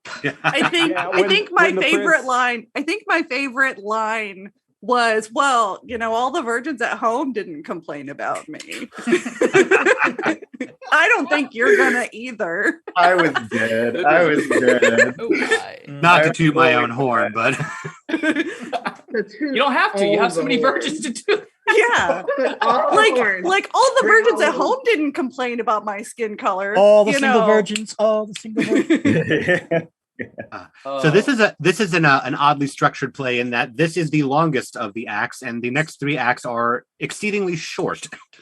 So Finn and Jess, if you guys want, I think this would probably be a good place for an intermission because 3, 4, and 5 are going to fly by comparison. And welcome back, ladies and gentlemen, for the second half of the Merchant of Venice. A couple of points of order before we go on tonight.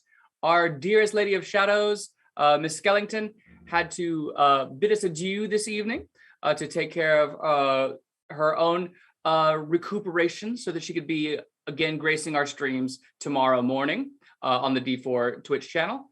And as well as Mantle had to take a leave from us to handle a emergency. Therefore, our brand new shining star of the evening, Crucian, will be taking over the roles of Servant and Duke of Venice.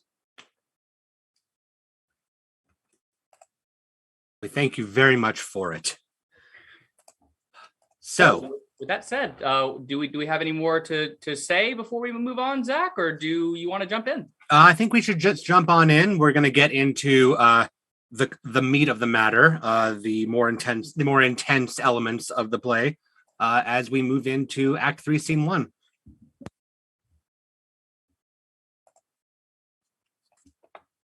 And by all means, Solanio, the stage is yours. Now, what news on the Rialto? Why, yet it lives there unchecked that Antonio hath a ship of rich lading wrecked on the narrow seas. The good winds, I think they call it, a very dangerous flat and fatal, where the carcasses of many a tall ship lie buried, as they say, if my gossip report be an honest woman of her word. I would she were as lying a gossip and that has ever kidnapped Ginger or made her neighbors believe she wept for the death of a third husband. But it is true, without any slips of prolixity or crossing the plain highway of talk, that the good Antonio, the honest Antonio, oh, that I had a title good enough to keep his name company. Come to full stop. What sayest thou? Why, the end is, he hath lost a ship. I would it might prove the end of his losses. Let me say amen betimes, lest the devil crush my prayer, for here he comes in the likeness of a Jew. How now, Shylock? What news among the merchants? You know, none so well as you of my daughter's flight. That's certain.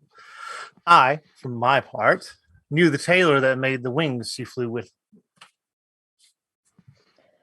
And Shylock, for his own part, knew the bird was fledged, and that it was the complexion of them all to leave the dam. She is damned for it.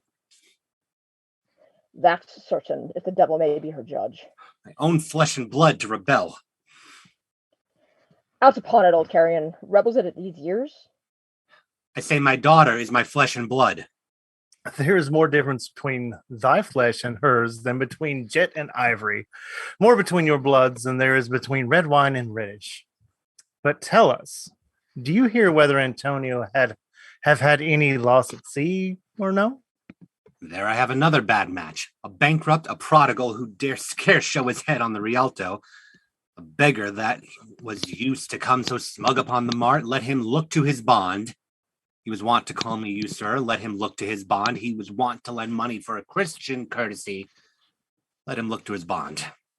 Why, I am sure, if he forfeit, thou shalt not take his flesh. What's that good for?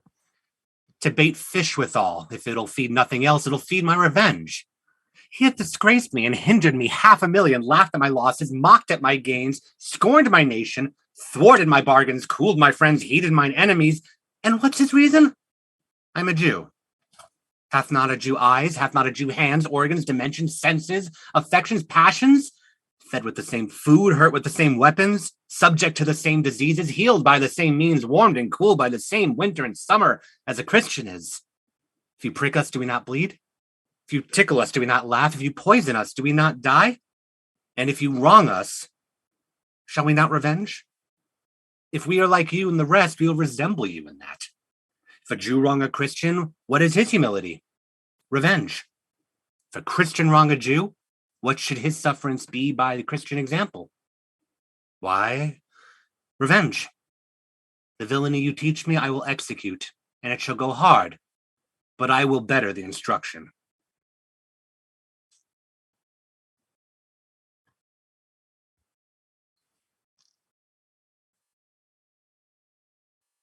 Our servant has fled.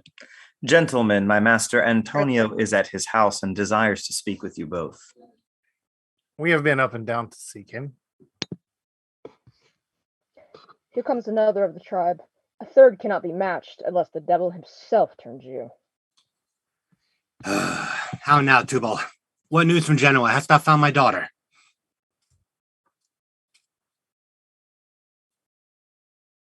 I often came where I did hear of her, but cannot find her. There.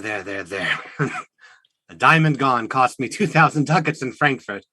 The curse never fell upon our nation till now. I never felt it till now. 2,000 ducats in that, and other precious jewels. I would my daughter were dead at my foot, and the jewels in her ears. Wish she were hearsed at my foot, and the ducats in her coffin. No news of them? Why so? And I know not what's spent in the search. Now loss upon loss, the thief gone with so much to find the thief, and no satisfaction, no revenge, nor no in luck stirring, but what lights on my shoulders, no sighs but of my breathing, no tears but of my shedding. Yes, other men have ill luck too.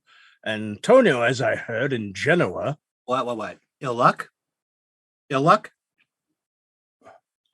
Hath an argosy cast away coming from Tripoli. I thank God. It's true. I spoke with some of the sailors that escaped the wreck. I thank thee, good Tubal. Good news. Where, in Genoa? Your daughter spent in Genoa, as I heard, in one night 80 ducats. Thou stickest a dagger in me. I shall never see my gold again. 80 ducats a sitting. 80 ducats. There came divers of Antonio's creditors in my company to Venice that swear he cannot choose but break. I'm very glad of it. I'll plague him. I'll torture him. I am glad of it. One of them showed me a ring that he had of your daughter for a monkey. Out upon her! How tortures me, Tubal. It's my turquoise. I had it of Leia when I was a bachelor. I would not have given it for a wilderness of monkeys. But Antonio is certainly undone. Nay, that's true. That's very true. Go, Tubal. Fee me an officer. Bespeak him a fortnight before. I will have the heart of him if he forfeit. For were he out of Venice, I can make what merchandise I will. Go, Tubal. Meet me at our synagogue. Go, good Tubal. At our synagogue, good Tubal. Oof. And we move from Act 3, Scene 1 to Act 3, Scene 2.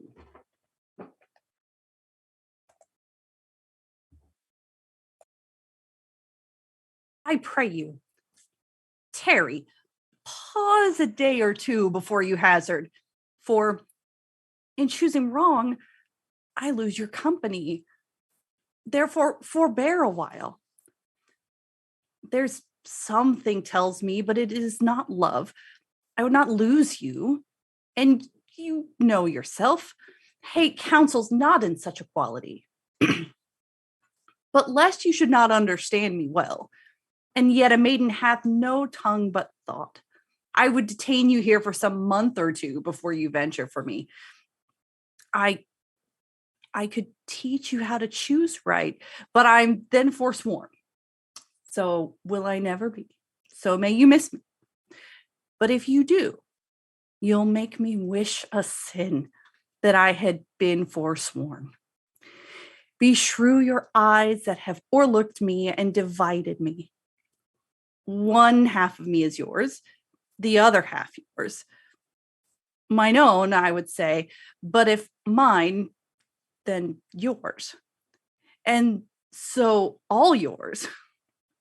Oh, these naughty times put bars between the owners and their rights. And so, though yours, not yours, prove it so. Let fortune go to hell for it. Not I. I speak too long, but 'tis to bide the time, to eke it and draw it out in length to stay you from election. Let me choose. For as I am, I live upon the rack. Upon the rack? Bassiano, then confess what treason there is mingled with your love. None but that ugly treason of mistrust, which makes me fear the enjoying of my love. There may as well be amity and life between snow and fire as treason and my love. Aye, but I fear you speak upon the rack where men in force do speak anything. Promise me life and I'll confess the truth. Well then, confess and live. Confess and love had been the very sum of my confession. Oh, happy torment when my torturer doth teach me answers for deliverance. But let me to my fortune and the caskets. Oh, wait, then. I'm locked in one of them. If you do love me, you'll find out. Nerissa and the rest stand all aloof. Let magic sound while he doth make his choice. Music sound, and magic too, while he doth make his choice. Then, if he lose, he makes a swan-like end, fading in music, that the comparison may stand more proper. My eye shall be the stream and watery deathbed for him. He may win, and what is music then? The music is even as the flourish when the true subjects bow to a new crowned monarch. Such it is, as are those dulcet sounds in the break of day that creep into the dreaming bridegroom's ear and summon him to marriage. Now he goes, with no less presence, but with much more love than young Alcides when he did redeem the virgin tribute paid by howling Troy to the sea monster. I stand for sacrifice. To rest aloof are the Dardanian wives with bleared visages come forth to view the issue of the exploit. Go, Hercules, live thou I live with much, much more dismay. I view the fight than thou that makest the fray. Tell me where is fancy bred, or in the heart, or in the head? How begot, how nourished? Reply, reply. It is engendered in the eyes, with gazing fed and fancied eyes, in the cradle where it lies. Let us all ring fancy's knell. I'll begin it, ding dong bell. Ding dong bell. So may the outward shows be least themselves. The world is still deceived with ornament. In law, what plea so tainted and corrupt, but being seasoned with the gracious voice, obscures the show of evil? In religion, what damned error but some sober brow will bless it and approve it with the text, hiding the grossness with fair ornament? There is no vice so simple but assumes some mark of virtue on his outward parts. How many cowards whose hearts are all as false as stairs of sand wear yet upon their chins the beards of Hercules and frowning Mars, who inward searched have livers white as milk, and these assume but valor's excrement to render them redoubted. Look on beauty, and ye shall see 'tis purchased by the weight, which therein works a miracle in nature, making them lightest that wear most of it. So are those crisped, snaky golden locks which make such wanton gambols with the wind upon supposed fairness, often known to be the dowry of a second head, the skull that bred them in the sepulchre. Thus, ornament is but the guiled shore to a most dangerous sea, the beauteous scarf veiling an Indian beauty, in a word, the seeming truth which cunning times put on to entrap the wisest. Therefore, thou gaudy gold, hard food for Midas, I will none of thee. Nor none of thee, thou pale and common drudge tween man and man. But thou meager lead, which rather threatenest than dost promise aught, thy paleness moves me more than eloquence. And here choose I, joy be the consequence. How all the other passions fleet to air as doubtful thoughts and rash embrace despair and shuddering fear and green-eyed jealousy. O love, be moderate, allay thy ecstasy, in measure reign thy joy, scant this excess. I feel too much thy blessing, make it less for fear I serve it. What find I here? Fair Portia's counterfeit. What demigod hath come so near creation? Move these eyes, or whether riding on the balls of mine seem they in motion. Here are severed lips, parted with such sugar breath, so sweet a bar should sunder such sweet friends. Here in her hairs the painter plays the spider, and hath woven a golden mesh to entrap the hearts of men, faster than gnats and cobwebs. But her eyes, how could he see to do them? Having made one, methinks it should have power to steal both his and leave itself unfurnished. Yet look how far the substance of my praise doth wrong this shadow in underprizing it. So far, this shadow doth limp behind the substance. Here's the scroll, the continent and summary of my fortune. You that choose not by the view, chance as fair and chooses true.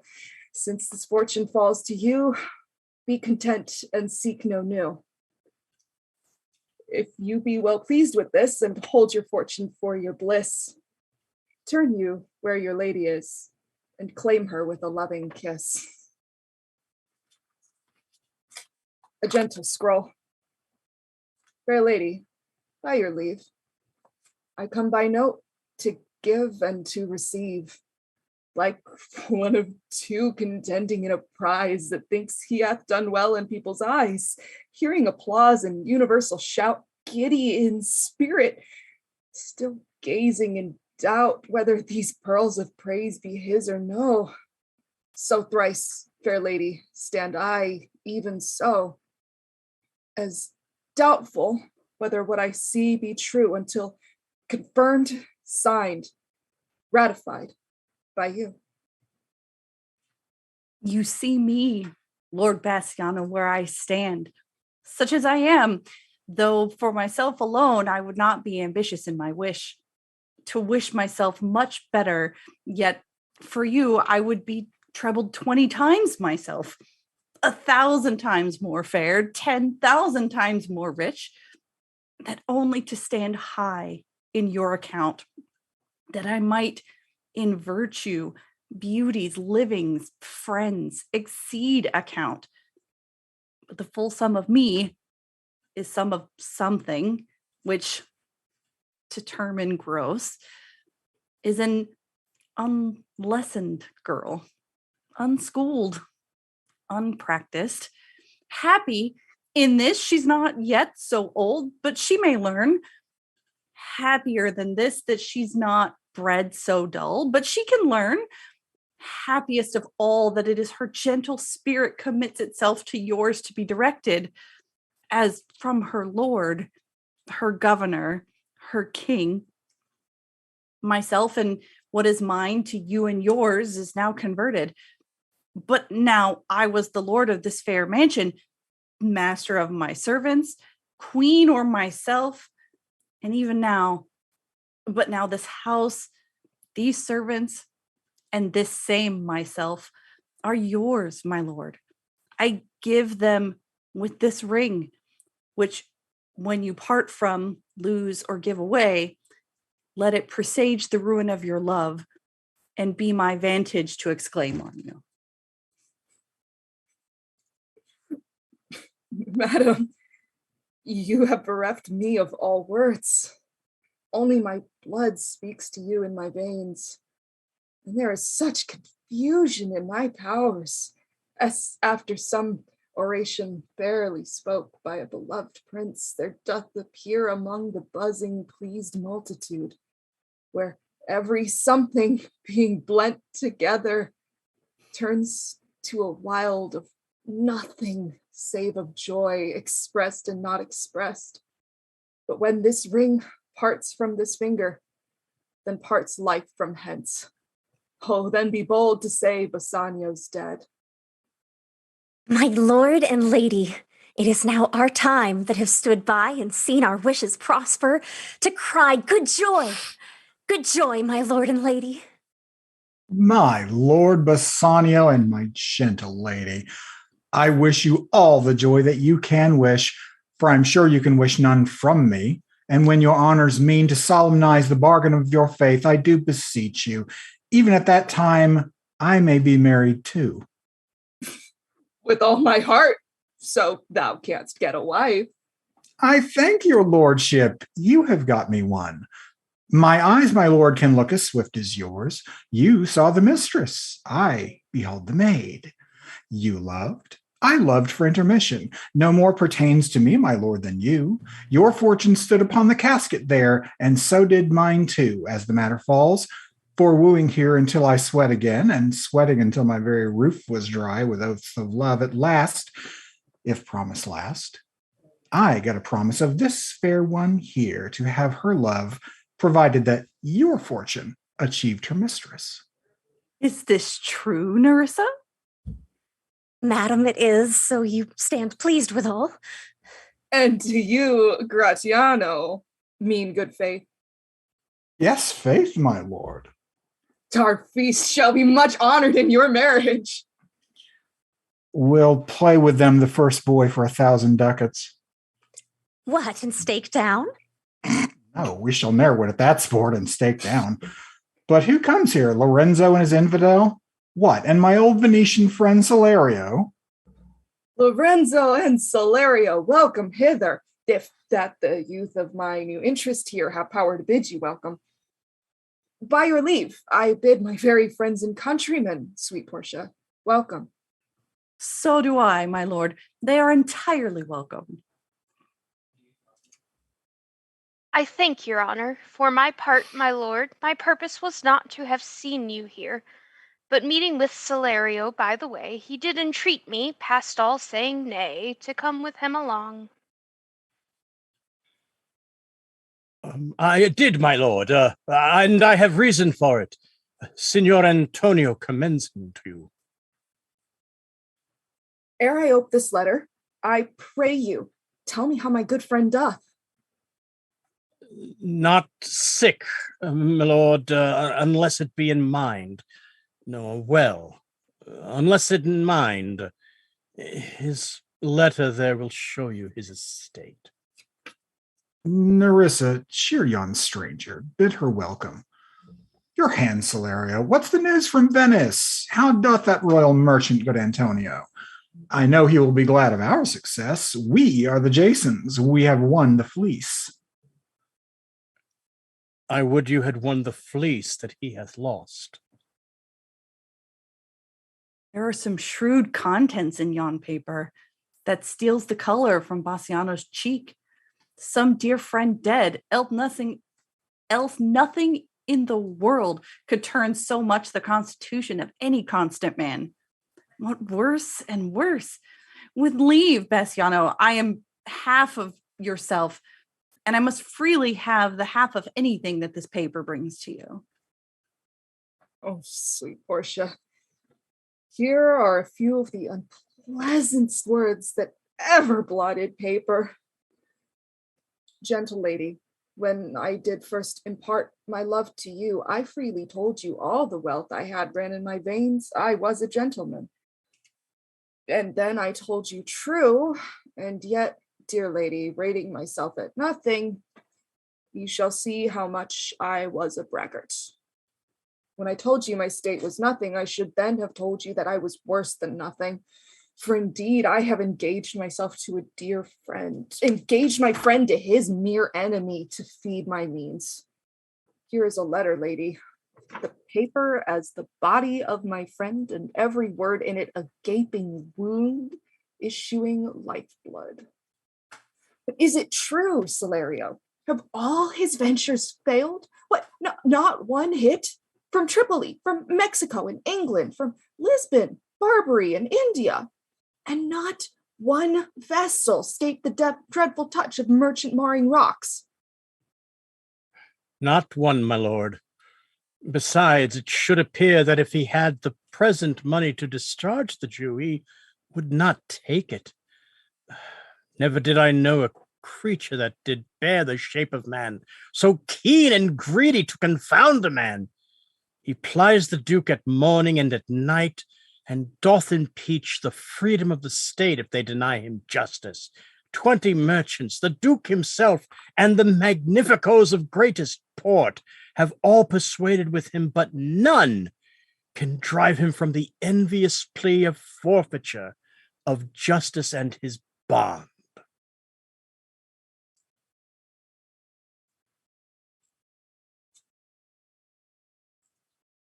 Oh, Boone, my dearie. Been muted. Heard not a word. Aw, it happens. When I was with him, I have heard him swear to Tubal and to Chas, his countrymen, that he would rather have Antonio's flesh than 20 times the value of the sum that he did owe him. And I know, my lord, if law, authority, and power deny not, it will go hard with poor Antonio. Is it your dear friend that is thus in trouble? The dearest friend to me, the kindest man, the best conditioned and unwearied spirit in doing courtesies, and one in whom the ancient Roman honor more appears than any that draws breath in Italy. What sum owes he the Jew? For me, 3,000 ducats. What? No more? Pay him 6,000 and deface the bond. Double 6,000, and then treble that before a friend of this description shall lose a hair through Bassiano's fault. First, go with me to the church and call me wife, and then away to Venice to your friend, for never shall you lie by Portia's side with an unquiet soul. You have gold to pay the petty debt 20 times over. When it's paid, bring your true friend along. My maid Nerissa and myself, meantime, will live as maids and widows. Come away, for you shall hence upon your wedding day. Bid your friends welcome and show a merry cheer. But since you are dear wrought, I will love you dear. But let me hear the letter of you, friend.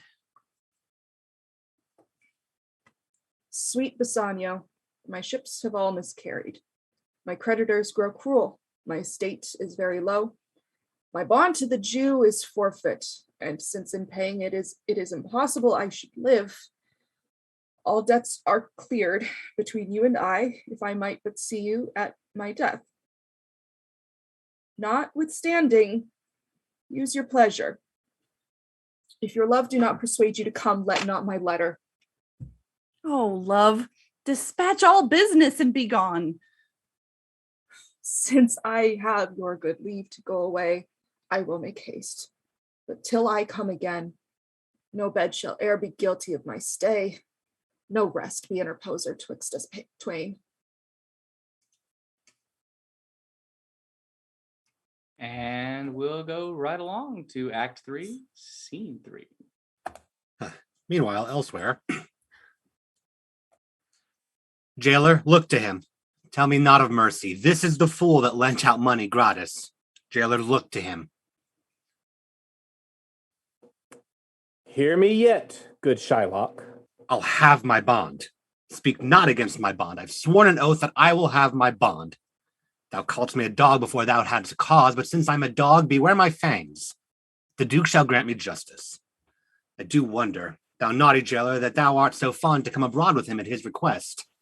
I pray thee, hear me speak. I'll have my bond. I will not hear thee speak. I will have my bond, and therefore speak no more. I'll not be made a soft and dull-eyed fool to shake the head, relent, and sigh and yield to Christian intercessors. Follow not. I'll have no speaking.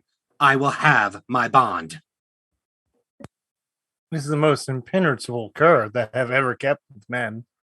Let him alone. I'll follow him no more with bootless prayers. He seeks my life, his reason well I know. I oft delivered from his forfeitures, many that have at times made moan to me. Therefore, he hates me. I'm sure the Duke will never grant this forfeiture to hold. The Duke cannot deny the course of law, for the commodity that strangers have with us in Venice, if it be denied, will much impeach the justice of his state, since that the trade and profit of the city consisteth of all nations. Therefore, go. These griefs and losses have so baited me, that I shall hardly spare a pound of flesh tomorrow to my bloody creditor.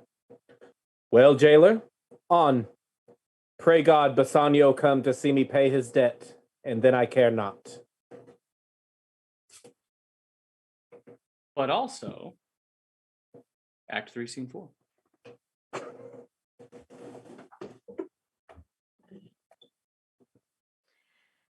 Madam, although I speak it in your presence, you have a noble and true conceit of godlike amity, which appears most strongly in bearing thus the absence of your lord. But if you knew to whom you show this honor, how true a gentleman you send relief, how dear a lover of my lord your husband, I know you would be prouder of the work than customary bounty can enforce you. I never did repent for doing good, nor shall not now. For in companions that do converse and waste the time together, whose souls do bear an equal yoke of love, there must be needs like a proportion of lineaments, of manners, and of spirit, which makes me think that this Antonio, being the bosom lover of my lord, must needs be like my lord. If it be so, how little is the cost I have bestowed in purchasing the semblance of my soul from out of the state of hellish misery? This comes too near the praising of myself. Therefore, no more of it. Here other things. Lorenzo, I commit into your hands the husbandry and manage of my house until my lord's return. For mine own part, I have towards heaven breathed a secret vow to live in prayer and contemplation, only attended by Nerissa here, until her husband and my lord's return. There's a monastery 2 miles off, and there we will abide. I do desire you not to deny this imposition, the which my love and some necessity now lays upon you. Madam, with all my heart I shall obey you at all fair commands. My people do already know my mind, and will acknowledge you and Jessica in place of Lord Bassiano and myself. And so, farewell, till we shall meet again. Fair thoughts and happy hours attend on you. I wish your ladyship all hearts content. I thank you for your wish, and am well pleased to wish it back on you. Fare you well, Jessica. Now, Balthazar, as I have ever found thee honest true, so let me find thee still. Take this same letter, and use thou all the endeavor of a man in speed to Padua. See thou render this into my cousin's hand, Dr. Bellario, and look what notes and garments he doth give thee. Bring them, I pray thee, with imagined speed, unto the Trinict, to the common ferry which trades to Venice. Waste no time in words, but get thee gone. I shall be there before thee.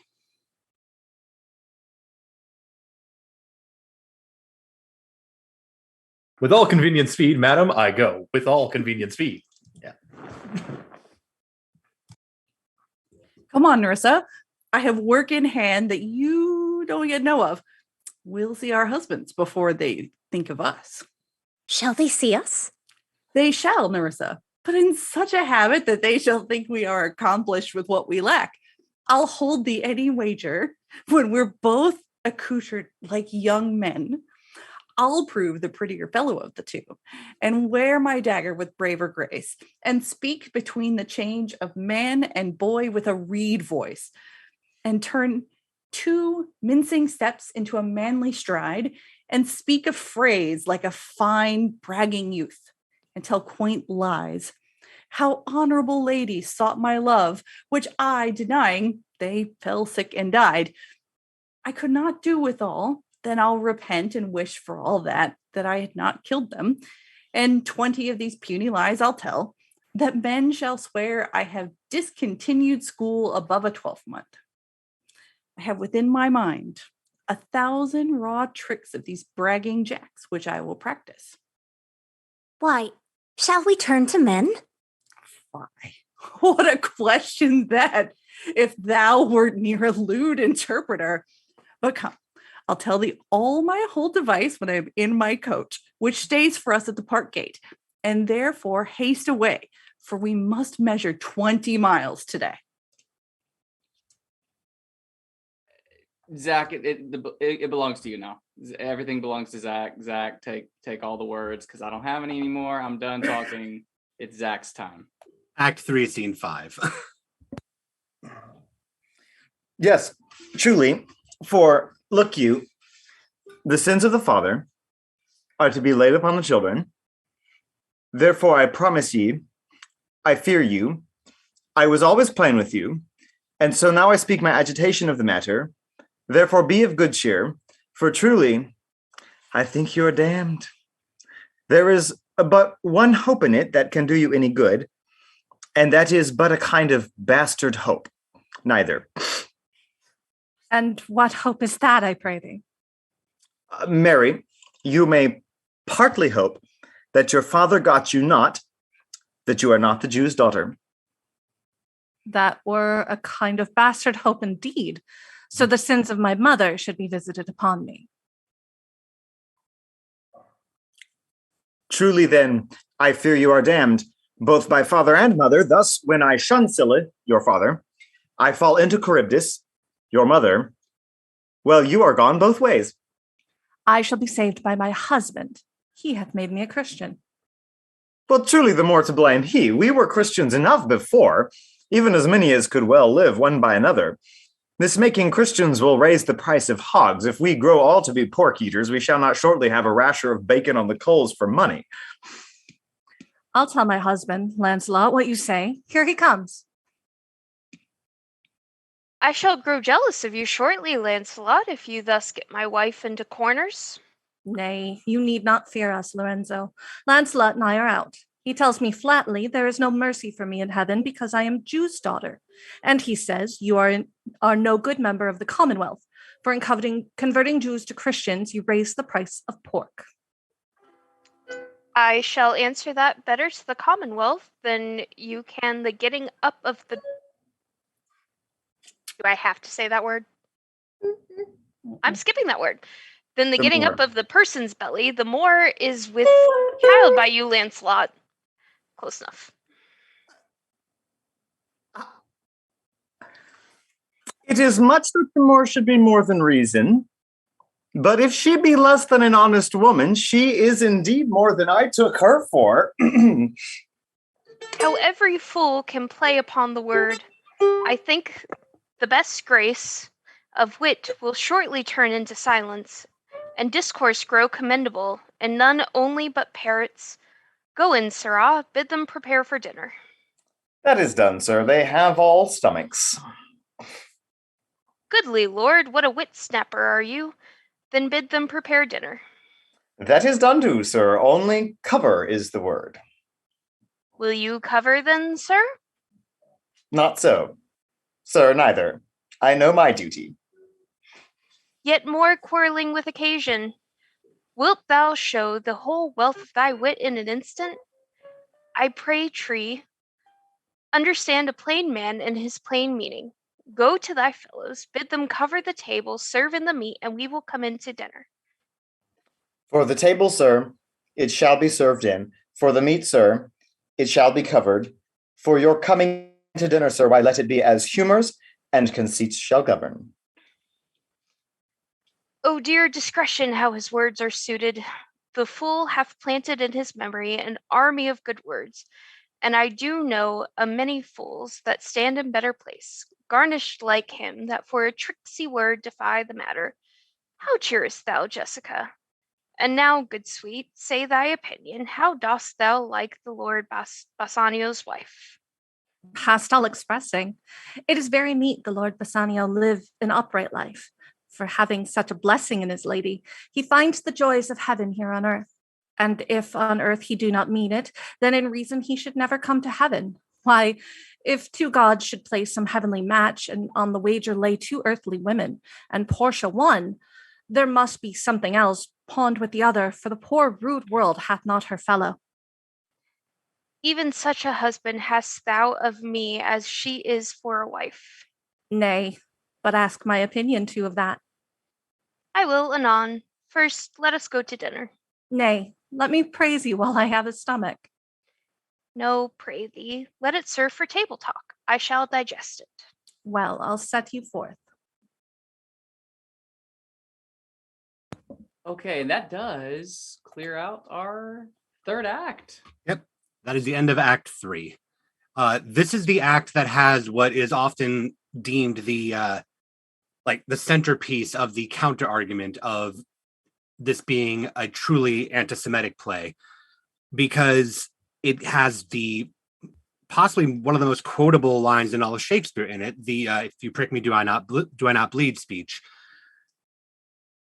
Now, there's those that say, do you need to even remind people of this? And I think the answer is yes. Even nowadays, we see that you apparently still have to remind people that people that are different than you are also human, act the same way as you, live the same way as you. And Shakespeare was doing this all the way back then.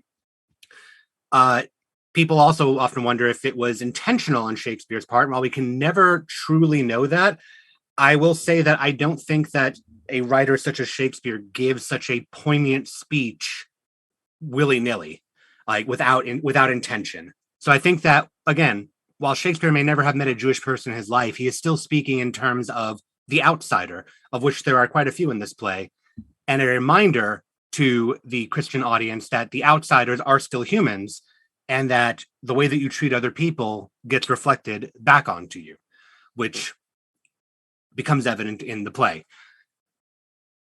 Once again, this speech becomes the centerpiece of sympathy towards Shylock. It becomes a turning point. Even if you do view Shylock as the villain, this is the, I guess what you'd call nowadays the Killmonger speech. This is the point where you look at him and go, well, he does have a point. Even if he's doing something really awful, I can't argue with him on this bit. So yeah, I think it's kind of fascinating that, several centuries ago, this playwright is reminding people that the outsider is still just like you, and the way that you act towards people will be reflected on you. And if you are claiming to act in a Christian fashion, you will see it reflected back on you if that is the case. And if you're not, you'll see that reflected as well. And like you said, he might not have ever actually personally met a Jew in his life. However, he lived in the circles of all the other targets of the religious hypocrisy of the time. So he knew what that was like. Yeah, absolutely. And this can be applied across the board. There's actually been versions of this play that substituted Shylock, instead of being Jewish, the actor was African American, because the core message is the exact same, which is the way that you treat me gets reflected back onto you. You can substitute any minority into this and receive the exact same message, which is the people that are the majority behave poorly to the minority, and they act in turn.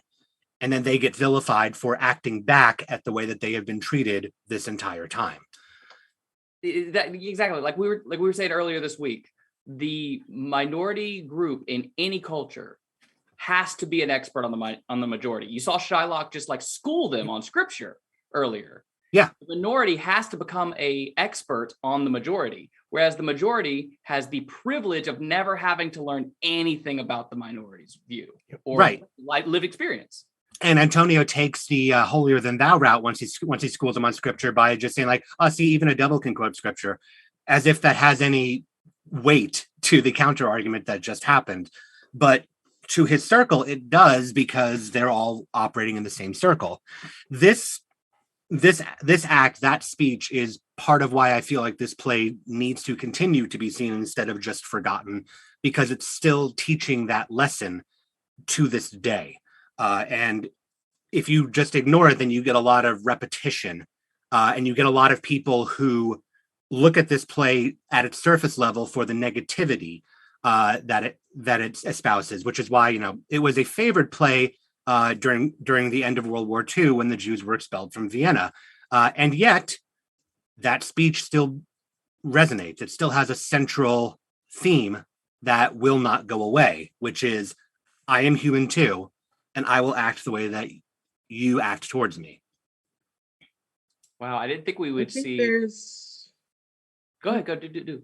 I was saying there's a bit of hypocrisy that this act showed, because it's like he's like, oh, so you treat me this way, I shall treat you with the same venom that you've treated me. And then all of a sudden he's greedy. All of a sudden he's terrible. All of a sudden everybody's trying to tell him, oh, but you shouldn't be this way.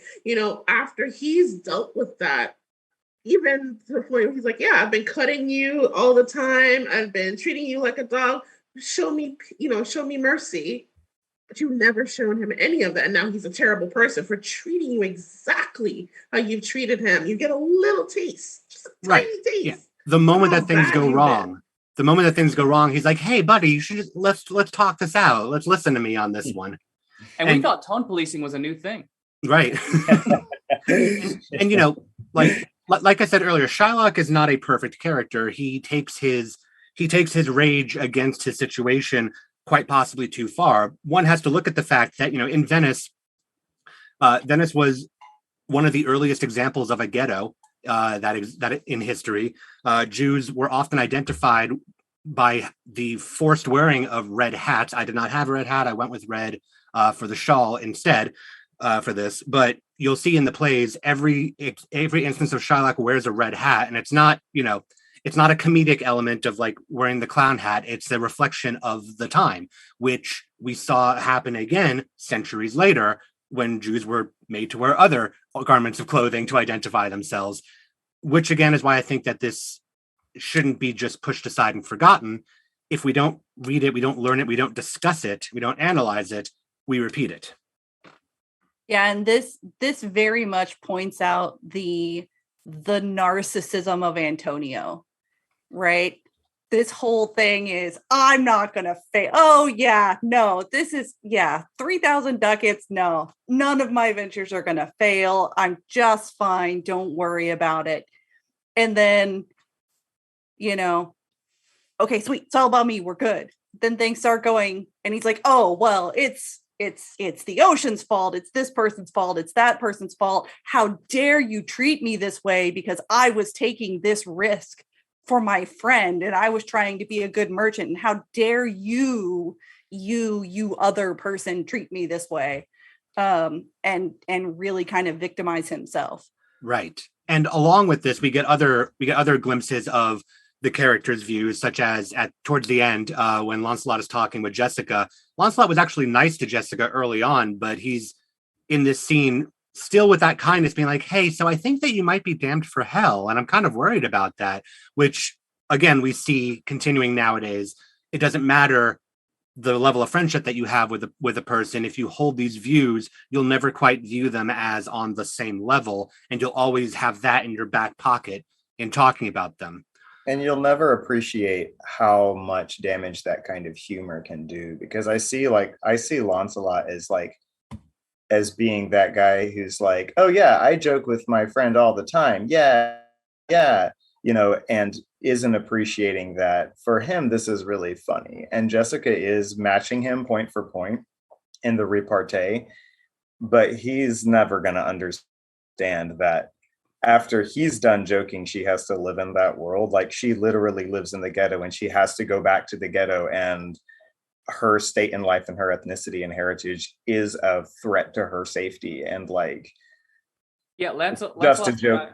It's just a joke to Lancelot. Like, he may not be hateful the way that you see other people being hateful, but he has no appreciation of what she actually has at stake. You're still being hurtful in those behaviors. Right. Yeah. He's still part of the problem because he's the guy that can't be anti-Semitic. He's got a Jewish friend. Yeah, I've got a Jewish friend. We talk about it all the time. Yeah.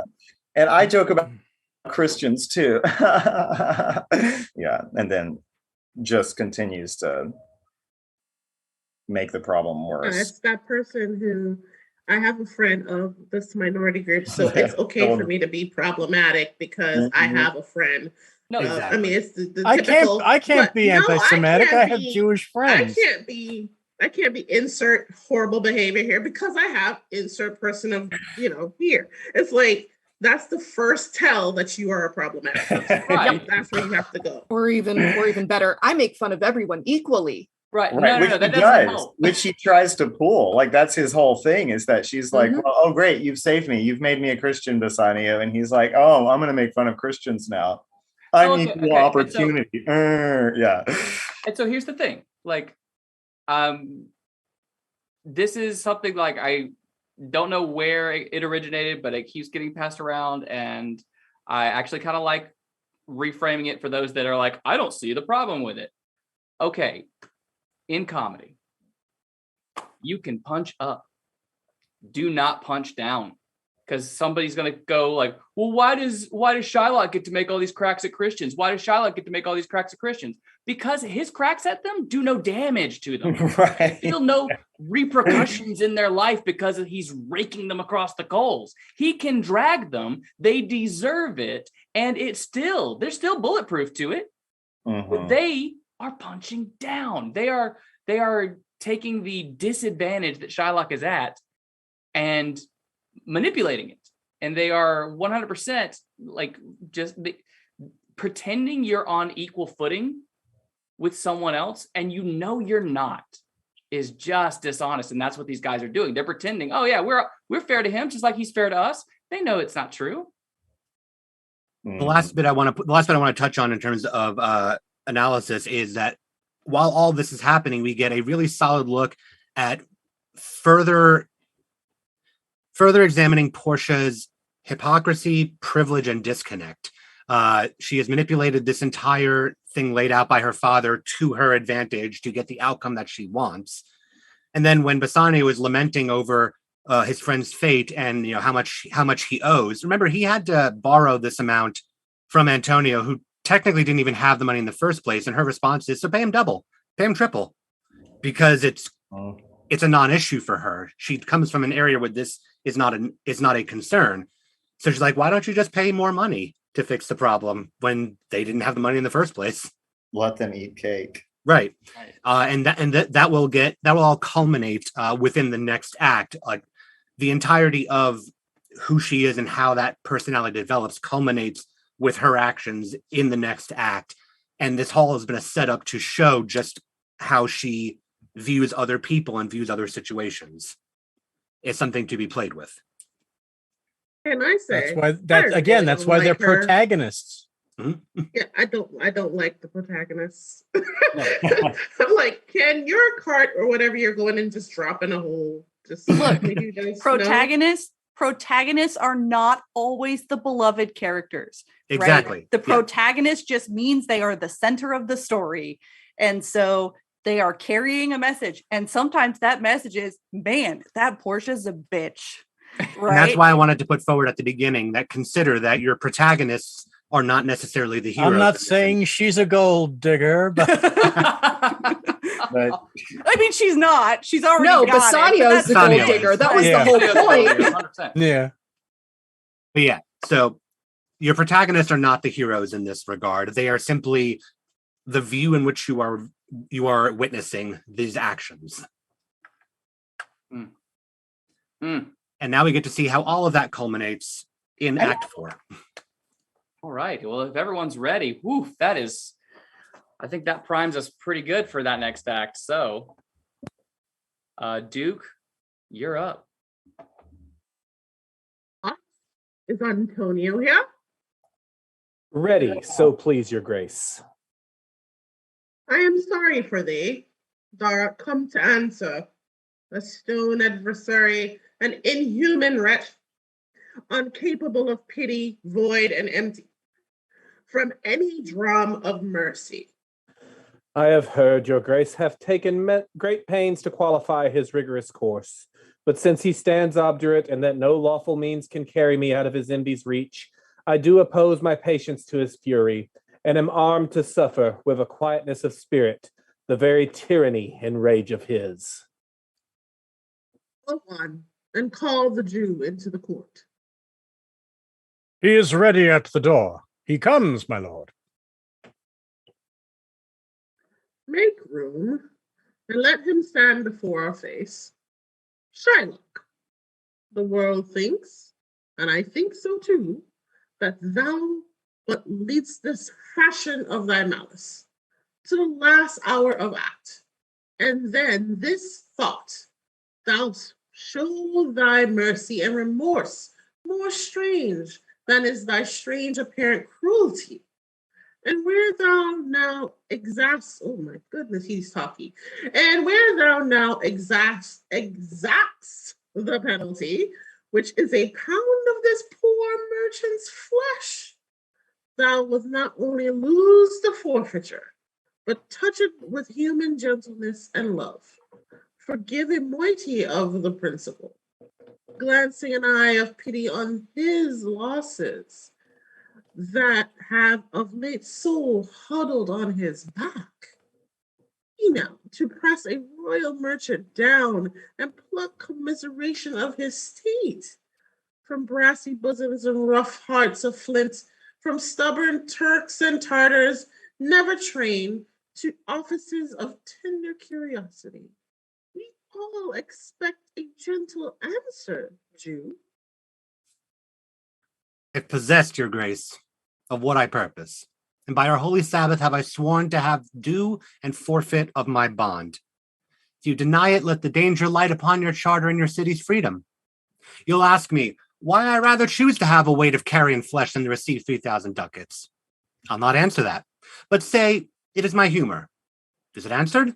What if my house be troubled with a rat, and I be pleased to give 10,000 ducats to have it baned? What, are you answered yet? Some men there are love not a gaping pig, some that are mad if they behold a cat, and others when the bagpipe sings in the nose, cannot contain their ear. For affection, mistress of passion, sways it to the mood of what it likes or loathes. Now for your answer, as there is no firm reason to be rendered, why he cannot abide a gaping pig, why he a harmless necessary cat, why he a woolen bagpipe, but of force must yield to such inevitable shame as to offend himself being offended, so can I give no reason, nor I will not, more than a lodged hate and a certain loathing I bear Antonio, that I follow thus a losing suit against him. Are you answered? This is no answer, thou unfeeling man, to excuse the current of thy cruelty. I am not bound to please thee with my answers. Do all men kill the things they do not love? Hates any man the thing he would not kill? Every offense is not a hate at first. What, wouldst thou have a serpent sting thee twice? I pray you, think you question with the Jew. You may as well go stand upon the beach and bid the main flood bait his usual height. You may as well use question with the wolf why he hath made the ewe bleat for the lamb. You may as well forbid the mountain pines to wag their high tops and to make no noise. When they are fretting with the gusts of heaven, you may as well do anything most hard, as seek to soften that which what's harder, his Jewish heart. Therefore, I do beseech you, make no more offers, use no further means, but with all brief and plain conveniency, let me have judgment, and the Jew his will.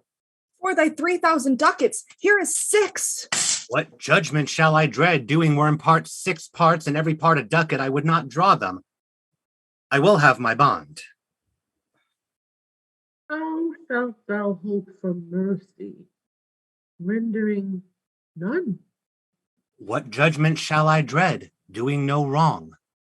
You have among you purchased many a slave, which, like your asses and your dogs and your mules, you use in abject and slavish parts, because you bought them.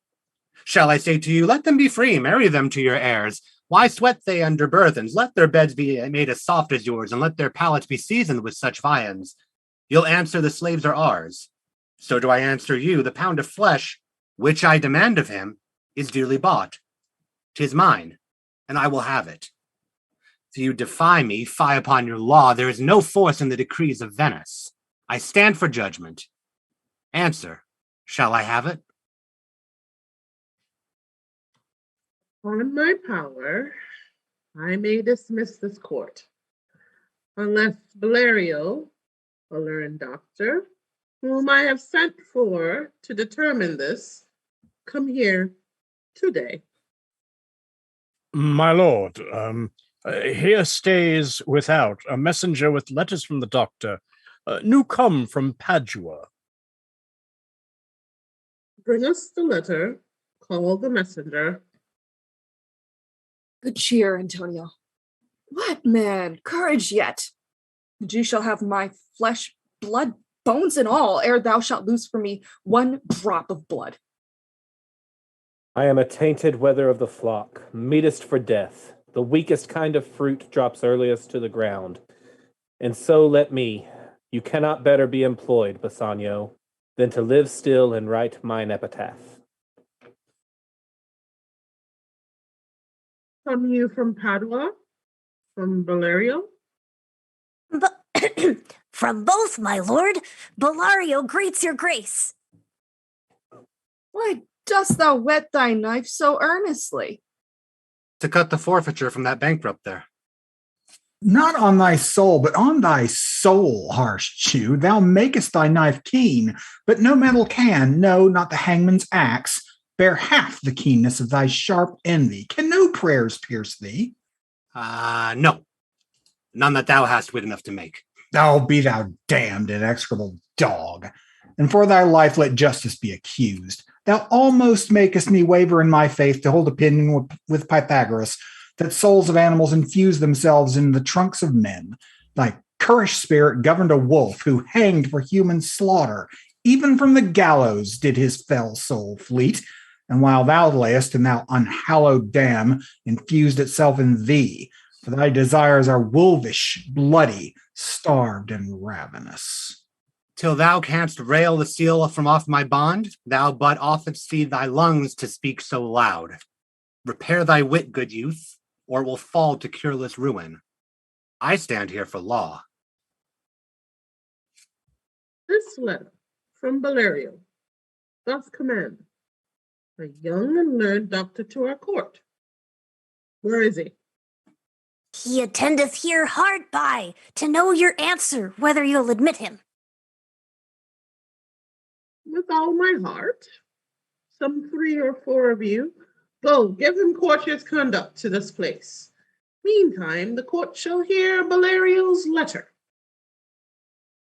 Your grace shall understand that at the receipt of your letter I am very sick. But in the instant that your messenger came, in loving visitation was with me a young doctor of Rome. His name is Balthazar. I acquainted him with the cause and controversy between the Jew and Antonio the merchant. We turned over many books together. He is furnished with my opinion, which, bettered with his own learning, the greatness whereof I cannot enough commend, comes with him, at my importunity, to fill up your grace's request in my stead. I beseech you, let his lack of years be no impediment to let him lack a reverend estimation. For I never knew so young a body with so old a head. I leave him to your gracious acceptance, whose trial shall better publish his commendation. You hear the learned Valerio, what he writes, and here, I take it, is the doctor come? Give me your hand. Come you from old Valerio? I did, my lord. You are welcome. Take your place. Are you acquainted with the difference that holds this present question in the court. I am informed thoroughly of the case, which is the merchant here and which the Jew. Antonio and old Shylock, both. Stand forth.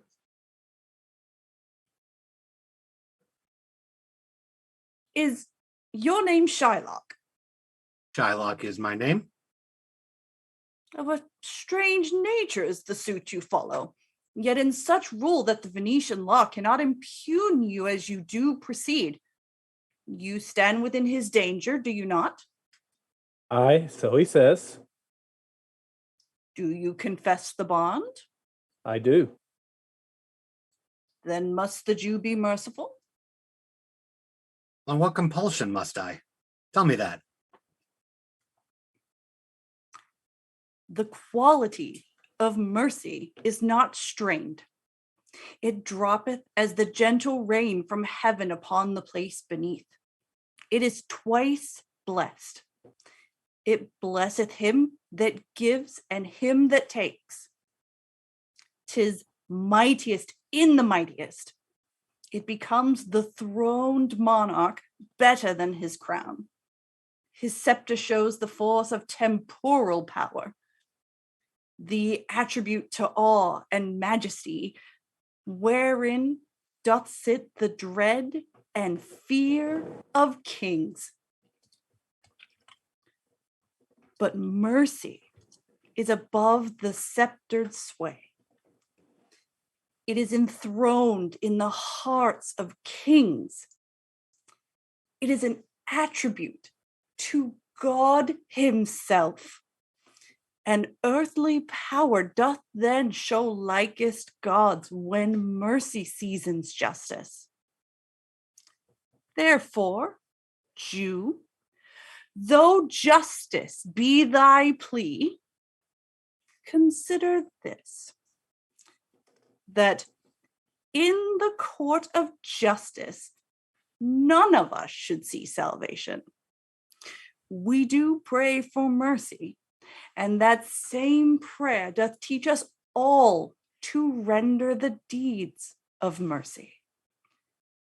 I have spoke thus much to mitigate the justice of thy plea, which, if thou follow this strict court of Venice, must needs give sentence against the merchant there. My deeds upon my head. I crave the law, the penalty and forfeit of my bond. Is he not able to discharge the money? Yes, here, I tender it for him in the court. Yea, twice the sum. If that will not suffice, I will be bound to pay it 10 times o'er, on forfeit of my hands, my head, my heart. If this will not suffice, it must appear that malice bears down truth. And I beseech you, rest once the law to your authority, to do a great right, do a little wrong, and curb this cruel devil of his will. It must not be. There is no power in Venice can alter a decree established. 'Twill be recorded for a precedent, and many an error by the same example will rush into the state. It cannot be. A Daniel come to judgment. Yea, a Daniel. O wise young judge, how I do honor thee. I pray you, let me look upon the bond. Here 'tis, most reverend doctor. Here it is.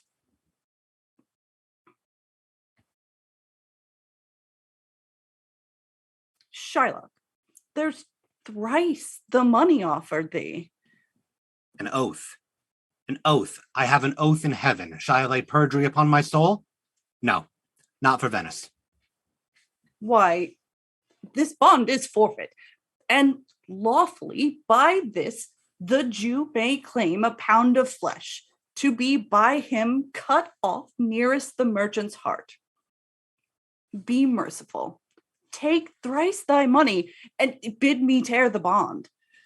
When it is paid according to the tenor. It doth appear you're a worthy judge, you know the law, your exposition hath been most sound. I charge you by the law, whereof you are a well-deserving pillar, Proceed to judgment. By my soul, I swear there is no power in the tongue of a man to alter me. I stay here on my bond.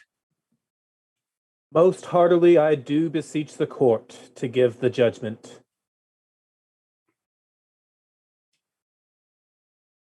Why then, thus it is. You must prepare your bosom for his knife. O noble judge, O excellent young man. For the intent and purpose of the law hath full relation to the penalty which here appeareth due upon the bond. 'Tis very true, O wise and upright judge. How much more elder art thou than thy looks? Therefore, lay bare your bosom. Aye, his breast. So it says on the bond, doth it not, noble judge? Nearest his heart. Those are the very words. It is so. Are there balance here to weigh the flesh? I have them ready. Have you, by some surgeon, Shylock, on your charge to stop his wounds lest he bleed to death? Is it so nominated in the bond? It's not so expressed, but what of that? 'Twere good you do so much for charity. I cannot find it. It's not in the bond. You, merchant, have you anything to say? But little. I am armed and well prepared. Give me your hand, Bassanio. Fare you well. Grieve not that I am fallen to this for you, for herein fortune shows herself more kind than is her custom. It is still her use to let the wretched man outlive his wealth, to view with hollow eye and wrinkled brow an age of poverty, from which lingering penance of such misery doth she cut me off. Commend me to your honorable wife. Tell her the process of Antonio's end. Say how I loved you. Speak me fair in death. And when the tale is told, bid her be the judge, whether Bassanio had not once a love. Repent, but that you shall lose your friend, and he repents not that he pays your debt. For if the Jew do cut but deep enough, I'll pay it presently with all my heart. Antonio, I am married to a wife which is as dear to me as life itself. But life itself, my wife, and all the world are not with me esteemed above thy life. I would lose all. I sacrifice them all here to this devil to deliver you. Your wife would give you little thanks for that if she were by to hear you make that offer. I have a wife whom I protest I love. I would she were in heaven, so she could entreat some power to change this currish Jew. As well you offer it behind her back. The wish would make else an unquiet house. These be the Christian husbands? I have a daughter. Would any of the stock of Barabbas have been her husband rather than a Christian? We trifle time. I pray thee, pursue sentence. A pound of that same merchant's flesh is thine. The court awards it, and the law doth give it. Most rightful judge. And you must cut this flesh from his breast. The law allows it, and the court awards it. Most learned judge, a sentence. Come, prepare. Tarry a little. There is something else. This bond doth give thee here no jot of blood. The words expressly are, a pound of flesh. Take then thy bond. Take thou thy pound of flesh. But in the cutting it, if thou dost shed one drop of Christian blood, thy lands and goods are by the laws of Venice confiscate onto the laws of Venice. O upright judge, marked you? O learned judge. Is that the law? Thyself shalt see the act. For as thou urgest justice, be assured thou shalt have justice. more than thou desirest. Oh, learned judge. Marked you a learned judge. I take this offer then. Pay the bond thrice and let the Christian go. Here's the money. Soft. The Jew shall have all justice. Soft, no haste. He shall have nothing but the penalty. Oh, Jew, an upright judge, a learned judge. Therefore, prepare thee to cut off the flesh. Shed thou no blood, nor cut thou less, nor more, but just a pound of flesh. If thou cuttst more or less than a pound, be it so much as make it light or heavy in the substance, or the division of the 20th part of one poor scruple. Nay, if the scale do turn, but in the estimation of a hair, thou diest, and all thy goods are confiscate. Second Daniel, Daniel, Jew? Now, infidel, I have you on the hip. Why doth the Jew pause? Take thy forfeiture. Give me my principal and let me go. Outfit ready for thee. Here it is. He hath refused it in the open court. He shall have merely justice and his bond. Daniel, still say I, a second Daniel. I thank thee, Jew, for teaching me that word. Shall I not have barely my principal? Thou shalt have nothing but the forfeiture, to be so taken at thy peril, Jew. And then the devil give him good of it. I'll stay no longer question.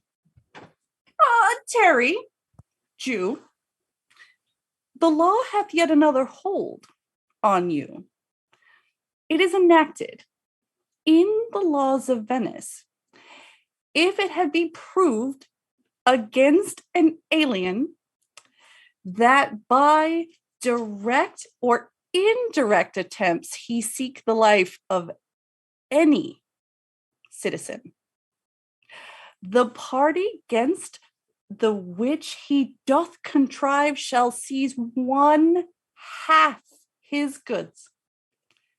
The other half comes privy to the coffer of the state, and the offender's life lies in the mercy of the Duke only, against all other voice. In which predicament, I say, thou standst. For it appears, by manifest proceeding, that indirectly and directly too, thou hast contrived against the very life of the defendant, and thou hast incurred the danger formerly by me rehearsed. Down, therefore, and beg the mercy of the Duke.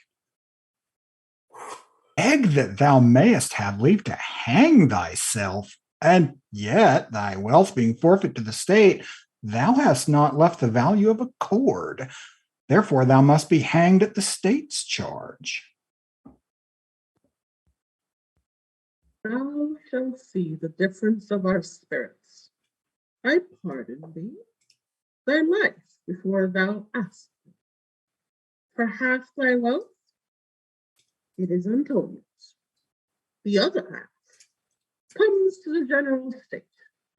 I humbleness may drive unto a fine. Push, don't you cut me off next time, thank you.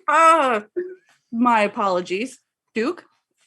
Just for the state, not for Antonio. Nay, take my life and all. Pardon not that. You take my house when you do take the prop that doth sustain my house. You take my life when you do take the means whereby I live. What mercy can you render him, Antonio? A halter gratis, nothing else, for God's sakes. My bad, Gretanio. I didn't mean to speak over you. So please, my lord, the duke, and all the court, to quit the fine for one half of his goods.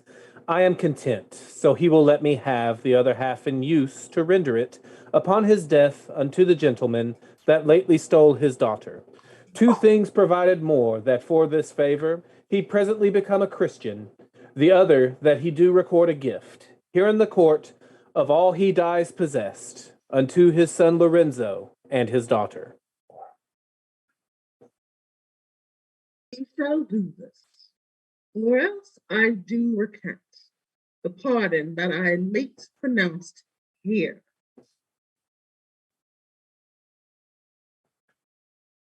Art thou contented, Jew? What dost thou say?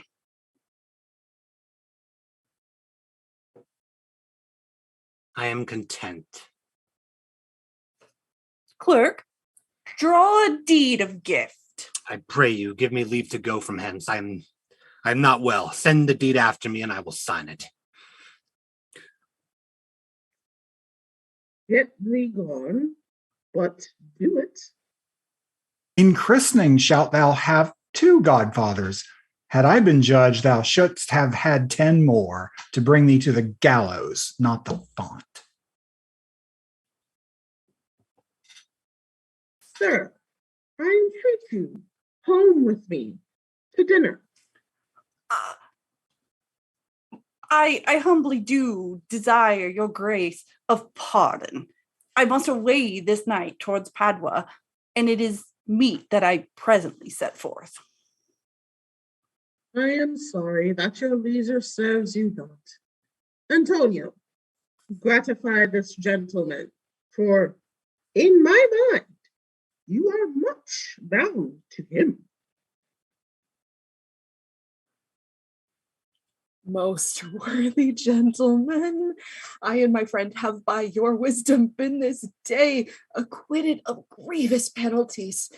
In lieu whereof 3,000 ducats due unto the Jew, we freely cope your courteous pains withal. And stand indebted, over and above, in love and service to you evermore. He is well paid that is well satisfied, and I, delivering you, am satisfied, and therein do account myself well paid. My mind was never yet more mercenary. I pray you, know me when we meet again. I wish you well, and so I take my leave.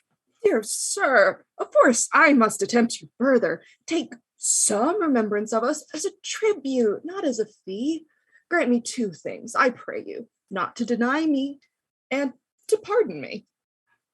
You press me far, and therefore I will yield. Give me your gloves, and I will wear them for your sake.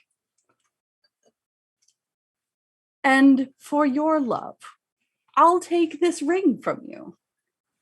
Do not draw back your hand, I'll take no more, and you in love shall not deny me this. This ring, good sir, alas, it is a trifle. I will not shame myself to give you this. I will have nothing else but only this. And now methinks I have a mind to it. There's more depends on this than on the value. The dearest ring in Venice will I give you, and find it out by proclamation.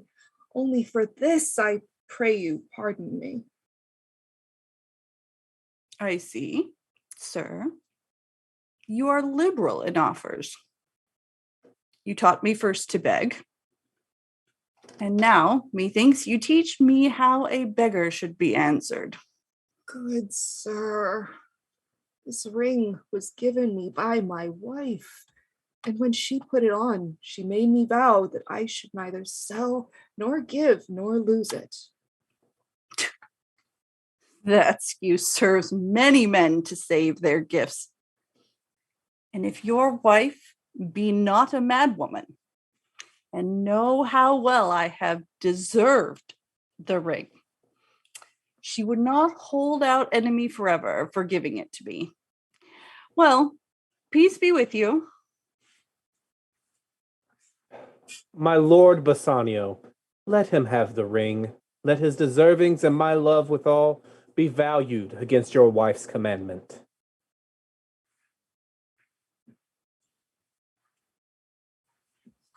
Go, Gratiano, run and overtake him. Give him the ring, and bring him, if thou canst, unto Antonio's house. Away, make haste. Come, you and I will thither presently, and in the morning early will we both fly toward Belmont. Come, Antonio.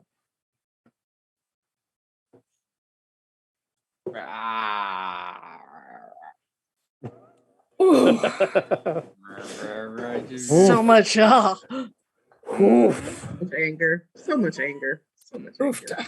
Yep, I just have guttural noises for that whole scene and no words at the moment. So let's just get to scene 2 of Act 4. For the record, I both love and hate myself at the exact same time. Then you're doing it right. Yes. Yeah. Yeah, that's theater for you. Okay. I forgot. I'm still a man.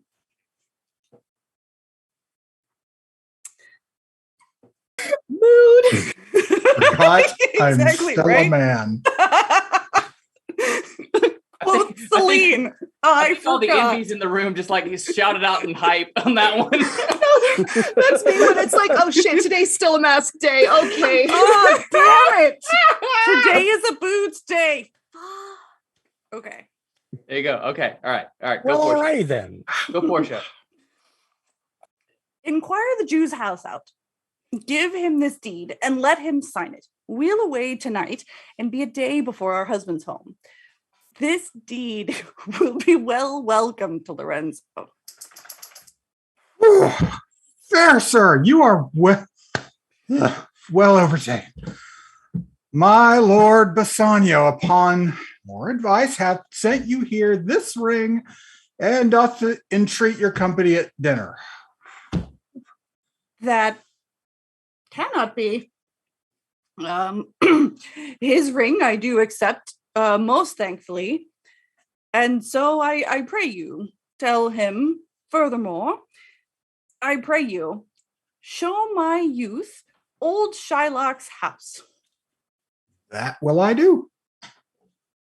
Sir, I would speak with you.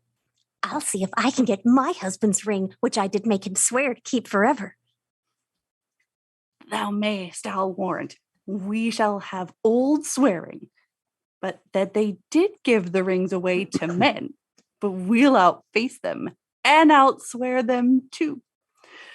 Away, make haste. Thou knowest where I will tarry. Come, good sir. Will you show me to his house?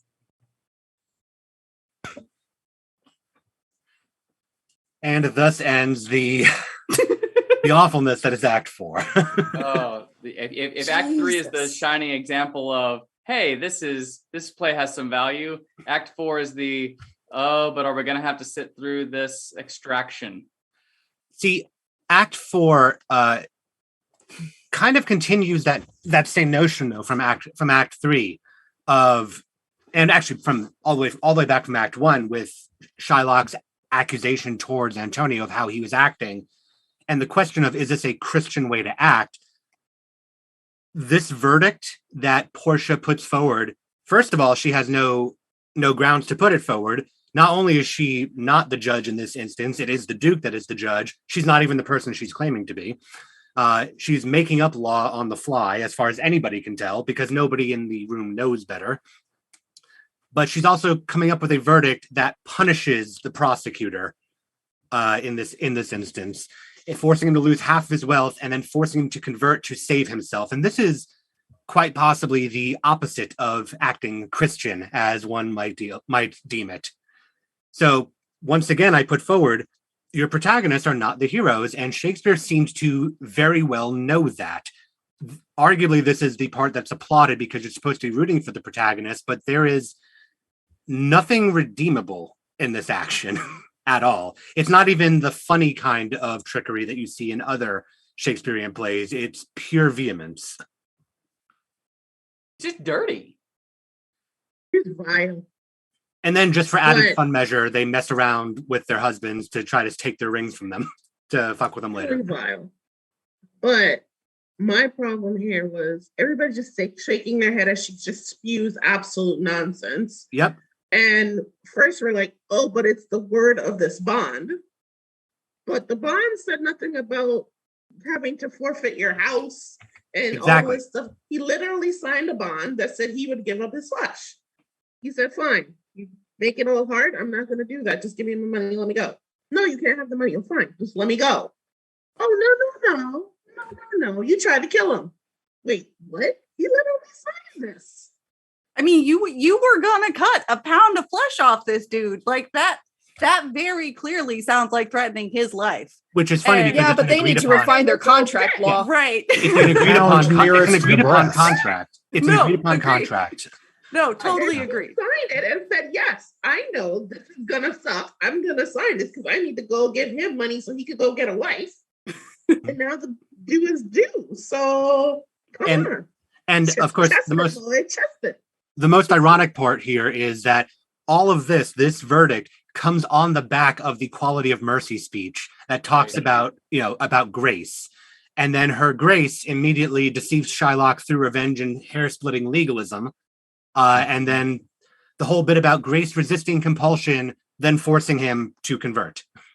Which goes back to everything that she said about herself earlier on in the play of, I could absolutely teach people with that whole grace speech, but I don't live it. Exactly. This is the culmination that I was talking about all the way back in Act 1, that she foreshadows about herself from jump. And the Duke is so weak, such a weak dude. I'm like, how are you the Duke? That's a very common thing in Shakespeare, though, where you see the judge or the duke or whoever the governing official is being painted as this fop, basically. Inept, yeah, just deeply inept. Yeah. They don't want justice. They want peace. Lacking the discernment to actually exercise his position and authority correctly. Like the whole premise of, we just kind of have brought in a random judge to figure out the situation because none of us are qualified to do what we're supposed to be here to do. And then it turns into a mockery of itself. Like I'm just a landowner. I'm not a government official. I don't have to make decisions. I just own the land. And like it is the like it's funny that sometimes they're referred to even today as justices of the peace because they don't want justice. They want peace. They want peace. As long as the mob calms down, that's fine. Job done. They're to enforce the status quo, not justice. Right. Yeah. Let's just keep things nice and calm and quiet. Yeah, not everyone's peace. Correction. There you go. Our peace. Of course. Well, it's because who are consequences for? Because clearly, I mean, like Antonio gets like this close to actual consequences for the first time in his life for things that he just says that he's doing. He's like, oh yeah, I treat him like shit. He's a Jew. Oh yeah, I ruin his business all the time. Yeah. And then he gets this close to actual consequences and is like, I'm going to die so nobly. Bassiano, I love you. And then the whole system of justice rearranges itself to prevent consequences from falling on this guy and then puts everything that should happen to him onto somebody else. Like, it's like rally. Oh, save me my privilege. Oh my gosh. Because the Christians in the court, like in this court scene, the Christians can change their mind. Right, because consequences are not for Christian people in this court. Right. They're for Jewish people, or they're for anybody that doesn't have the advantage of land and birth and influence and position and all of the things that it's for the outsider. Exactly. Right. And I think somebody said like it was Zach. You said that like the ladies, Portia and Narissa, they're just like, oh, and pranking our husbands for good measure. That shows how lightly they're taking ruining this man's life. Yep. They just destroyed a man, and it's time to play Punked. It's time to do an episode of Punked after that. Like, what are we doing? This cross-dressing thing is super fun. It's super fun. Look at what we just did. Oh, let's just see if we can get the other ring. Like you're gonna mess with your husband. I'm gonna mess with my husband too because I want to be just as much of a toxic bitch as you are. Exactly. Yeah, but the funny thing so is, bad. they also Oh my kind of God, look stupid. Oh, and They the fact look that stupid as well because you made this man vow. Yep. that he's not going to give away your ring, both of them, and they give away like that. Yep. So, Bassanio fights it a Well, bit. Bassanio does fight a little bit, right? I support Not enough. Bassanio. Not enough. Not enough. He vowed that fate. Like, However, the Love thing the mind too, games. the thing that I'll give Bassanio is that it was his lord, the person he owes debts to, Mhm. who is like, no, you're going to give it to him because you owe me. And yes, you made Yeah. a promise to her, but I that's wonder- the Antonio is only a thing. complete vile human being. Then. Oh, yeah. absolutely. Antonio no, is garbage. Oh, and Look, Bassanio, I have no consequences. Therefore, you'll face no consequences. It's all okay. It comes You're out with in the me. wash. Consequences are for other people. I don't know if Will was intending it, but has anyone noticed like that this isn't the first ring that someone promised their wife never to give away in the show? Right. Shylock's ring. No. Who Oh, cried yeah. for Shylock's ring? yeah. No, absolutely, and actually, the ring comes up again in the final act, and there is a bit to be said about rings in this play. Well, Shakespeare likes to do the like, oh, the wife is in disguise and coaxes something from the husband. Like that happens a lot, but I feel like this is the only one where the husband actually like protests it. Mhm. Yeah. And is it like, oh, well, my wife said no, but you deserve it, so here. Right. Like that's how it He goes actually down had- in a lot of the other shows. This is the first one where he's like, no, and somebody else has to force that. Bassanio is arguably one of the only like redeemable characters in the play because he actually like has some semblance of a conscience and some semblance of a duty. He's willing to pay off the debt. He wants to honor his wife's give them word. the money. He's like, here's the money. Yeah. No, here's the money. Give No, the money. here, take it. Go. Bye. Yeah. Shut up and take my money. Yeah, shut up and Like, take my money. basically, my plan worked out just fine. I wanted to get the loan so I can go get the girl and have the money from her estate, which is a little shitty, but like, yeah. Sign of the times.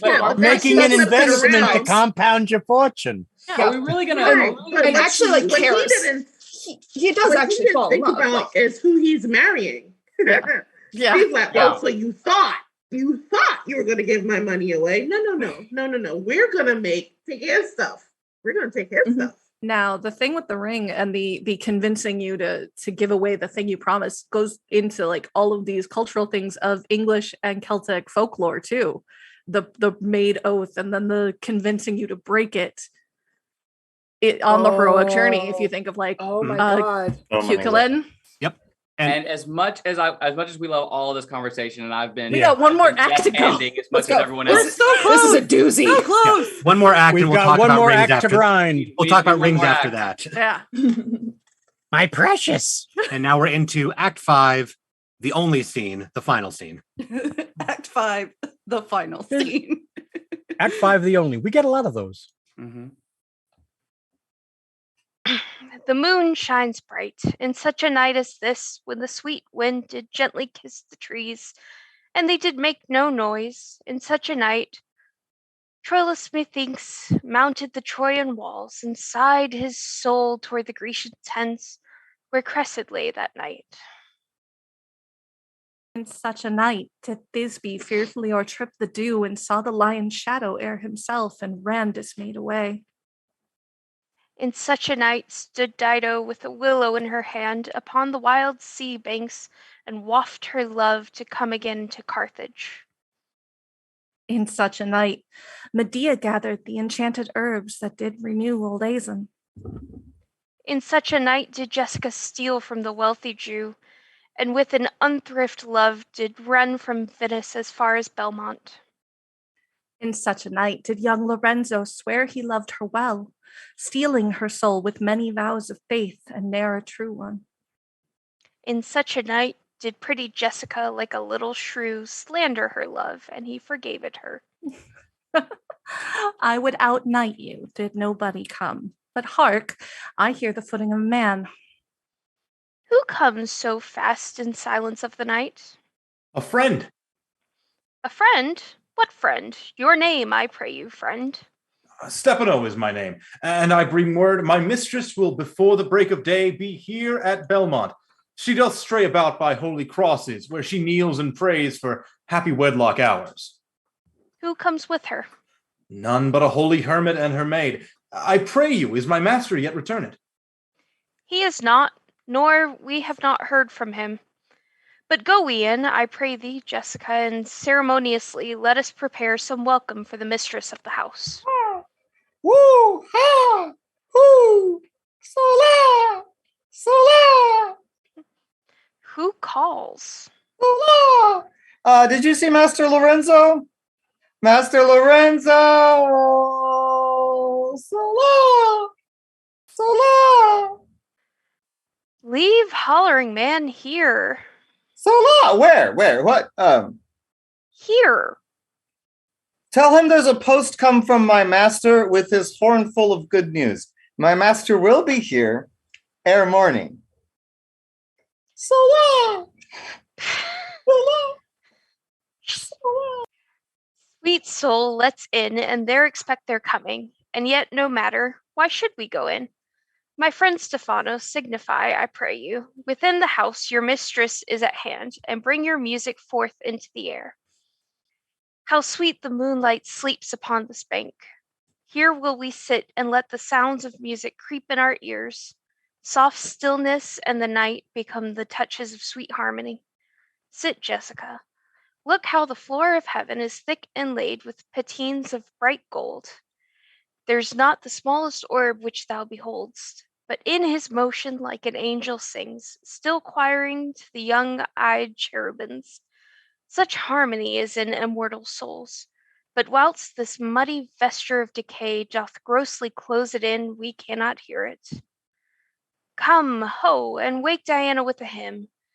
With sweetest touches pierce your mistress's ear, and draw her home with music. I am never merry when I hear sweet music.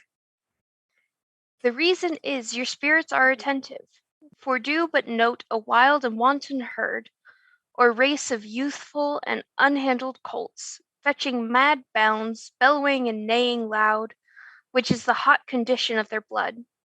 If they but hear perchance a trumpet sound, or any air of music touch their ears, you shall perceive them make a mutual stand, their savage eyes turn to a modest gaze, by the sweet power of music. Therefore the poet did feign that Orpheus drew trees, stones, and floods, since not so stockish, hard, and full of rage. But music for the time doth change his nature. The man that hath no music in himself, nor is not moved with concord of sweet sounds, is fit for treasons, stratagems, and spoils. The motions of his spirit are dull as night, and his affections dark as Erebus. Let no such man be trusted. Mark his music.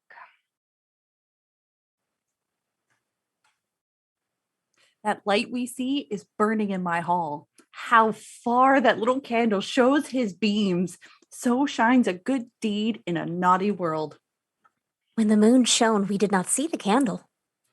So doth the greater glory dim the less. A substitute shines brightly as a king, unto the king be by. And then his state empties itself, as doth an inland brook into the main of waters. Music, hark! It is your music, madam, of the house. Nothing is good, I see, without respect. Methinks it sounds much sweeter than by day. Silence bestows that virtue on it, madam. The crow doth sing as sweetly as the lark when neither is attended. And I think the nightingale, if she should sing by day when every goose is cackling, would be thought no better a musician than the wren. How many things by season seasoned are, to their right place and true perfection. Peace, ho, the moon sleeps with Endymion and would not be awakened. That is the voice, or I am much deceived, of Portia. He knows me as the blind man knows the cuckoo by the bad voice. Dear lady, welcome home. We've been praying for our husbands' healths, which speed we hope the better for our words. Are they returned? Madam, they are not yet, but there is come a messenger before to signify their coming. Go in, Nerissa. Give orders to my servants that they take no note at all of our being absent hence, nor you, Lorenzo, Jessica, nor you. Your husband is at hand. I hear his trumpet. We are no telltales, madam. Fear you not. This night, methinks, is but the daylight sick. It looks a little paler. 'Tis a day, such as the day is when the sun is hid. We should hold day with the Antipodes if you would walk in absence of the sun. Let me give light, but let me not be light. For a light wife doth make a heavy husband, and never be Bassiano so for me. But God sort all your welcome home, my lord. I thank you, madam. Give welcome to my friend. This is the man, this is Antonio, to whom I am so infinitely bound. You should, in all hence, be much bound to him, for, as I hear, he was much bound for you. No more than I am well acquitted of. Sir, you are most very welcome to our house. It must appear in other ways than words, therefore I scant this breathing courtesy. By yonder moon, I swear you do me wrong. In faith, I gave it to the judge's clerk. Would he were guilt that I had it for my part, since you do take it, love, so much at heart. A quarrel? Oh, already, what's the matter? About a hoop of gold, a paltry ring that she did give me, whose posy was for all the world like cutler's poetry upon a knife. Love me and leave me not. Talk you of the posy or the value? You swore to me when I did give it to you that you would wear it till your hour of death, and that it should lie with you in your grave. Though not for me, yet for your vehement oaths, you should have been respective and have kept it. Gave it a judge's clerk. No, God's my judge, the clerk will ne'er wear hair on's face that had it. He will, and if he live to be a man. Aye, if a woman live to be a man. All right. Now, by this hand, I gave it to a youth, a kind of boy, a little scrubbed boy, no higher than thyself, the judge's clerk, a prating boy that begged it as a fee. I could not for my heart deny it him. You were to blame. I must be playing with you. To part so slightly with your wife's first gift, a thing struck on with oaths upon your finger, and so riveted with faith unto your flesh. I gave my love a ring and made him swear never to part with it. And here he stands. I dare be sworn for him that he would not leave it nor pluck it from his finger for the wealth that the world masters. Now, in faith, Gratiano, you give your wife too unkind a cause of grief, and twert me, I should be bad about it. Why, I were best to cut my left hand off and swear I lost the ring defending it. My lord Bassanio gave his ring away unto the judge that begged it, and indeed deserved it too. And then the boy, his clerk, that took some pains in writing, he begged mine. And neither man nor master would take aught but the two rings. What ring gave you, my lord? Not that I hope which you received of me. Damn it, Gratiano. If I could add a lie unto a fault, I would deny it. But you see my finger hath not the ring upon it. It is gone.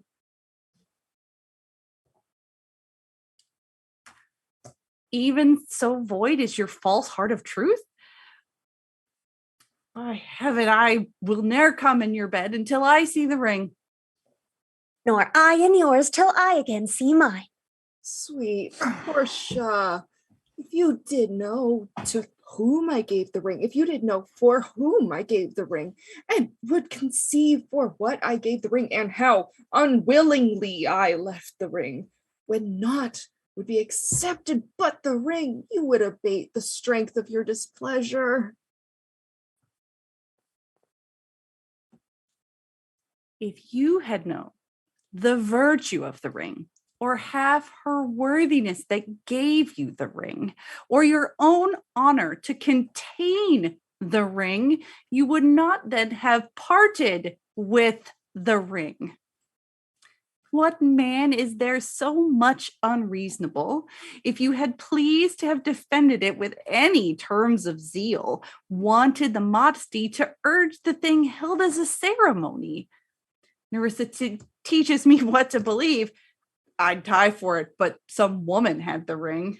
No, by my honor, madam, by my soul, no woman had it, but a civil doctor, which did refuse 3,000 ducats of me, and begged the ring, the which I did deny him, and suffered him to go displeased away.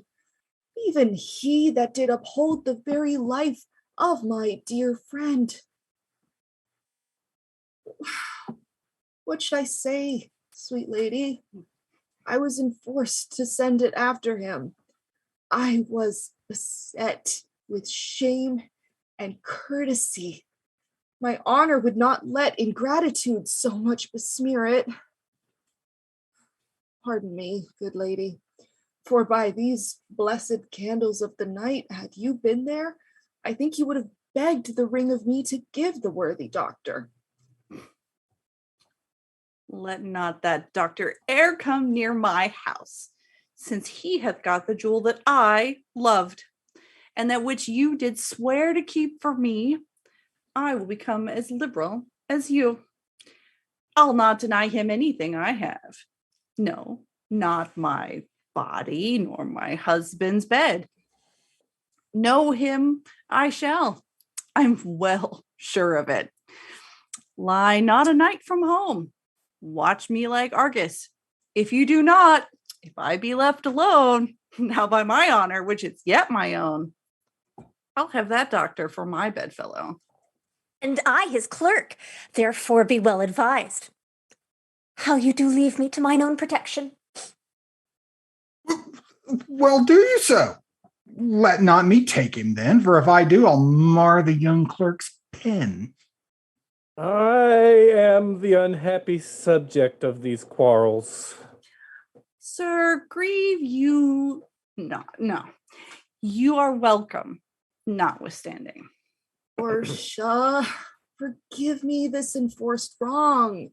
And in the hearing of these many friends, I swear to thee, even by thine own fair eyes, wherein I see myself. Mark you but that. In both my eyes, he doubly sees himself. In each eye, one, swear by your double self, and there's an oath of credit. Nay, but hear me. Pardon this fault, and by my soul, I swear I never more will break an oath with thee. I once did lend my body for his wealth, which but for him that had your husband's ring had quite miscarried. I dare be bound again, my soul upon the forfeit, that your lord will never more break faith advisedly. Then you shall be his surety. Give him this, and bid him keep it better than the other.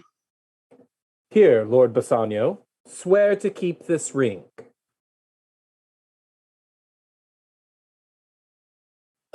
By heaven, it is the same I gave the doctor. I had it of him. Pardon me, Bassiano. For this ring, the doctor lay with me. And pardon me, my gentle Graciano, for that same scrubbed boy, the doctor's clerk, in lieu of this last night, did lie with me. Hey, this is like the mending of highways in summer when the wearies are fair enough. What, are we cuckolds here? We've deserved it. Not so grossly. You are all amazed. Here is a letter. Read it at your leisure. It comes from Padua, from Bellario, There you shall find that Portia was the doctor, Nerissa there, her clerk.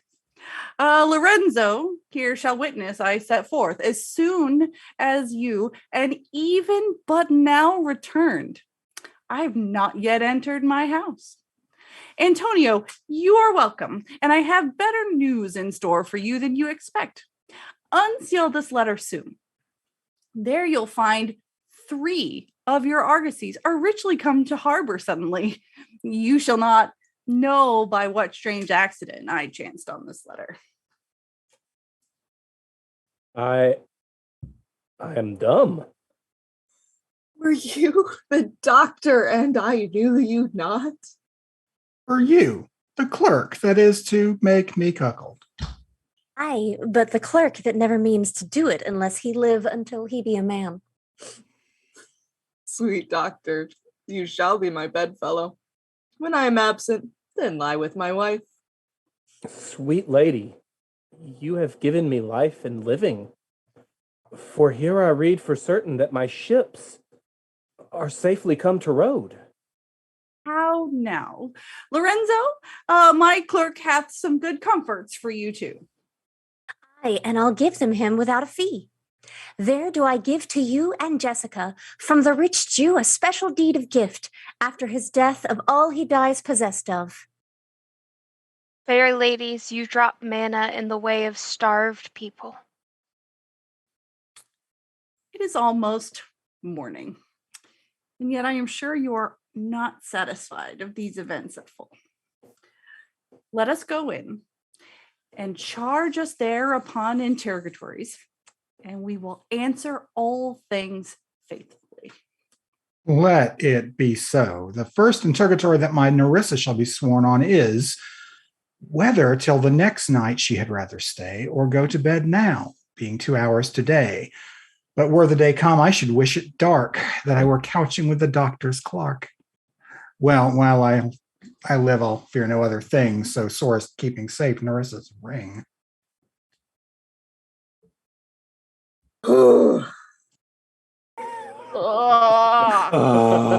That wonderful bit of gaslighting, we come to the end of Act 5, Scene 1. That wasn't gaslighting. That was fracking. Yeah, yeah, that was just full Now, blown. that was napalm in the jungle. Now, the thing I wanted to point out about rings, the thing that Portia says, if you had known the virtue of this ring or half her worthiness that gave the ring on your own honor to contain the ring, you would not then have parted with the ring. As Finn mentioned earlier, who is the only man in this play that seems to understand the value of a wedding ring? Yep. It's Shylock. It would be Shylock, Yeah. who would not have parted with the ring for anything, as he stated, but his daughter stole it.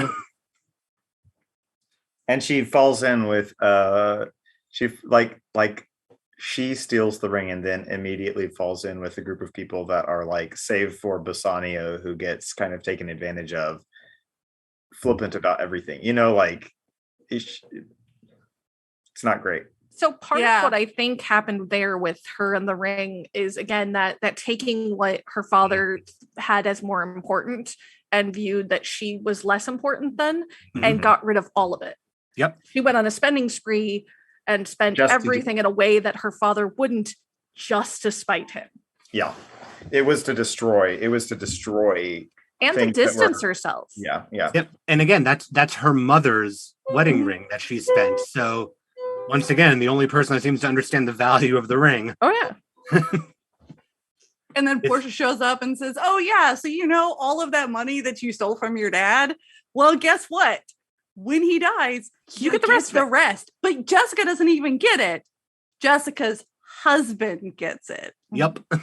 Yeah. Well, good old Shakespearean property rights. I mean, Jessica just doesn't get it, period. That's true. Here's the thing. She's a confined girl in a culture Yeah. that has very little permissions for her, desperately wants to do the one thing that every person wants, to control the person she loves. And the only way she can do it is to break every rule that she was raised to respect.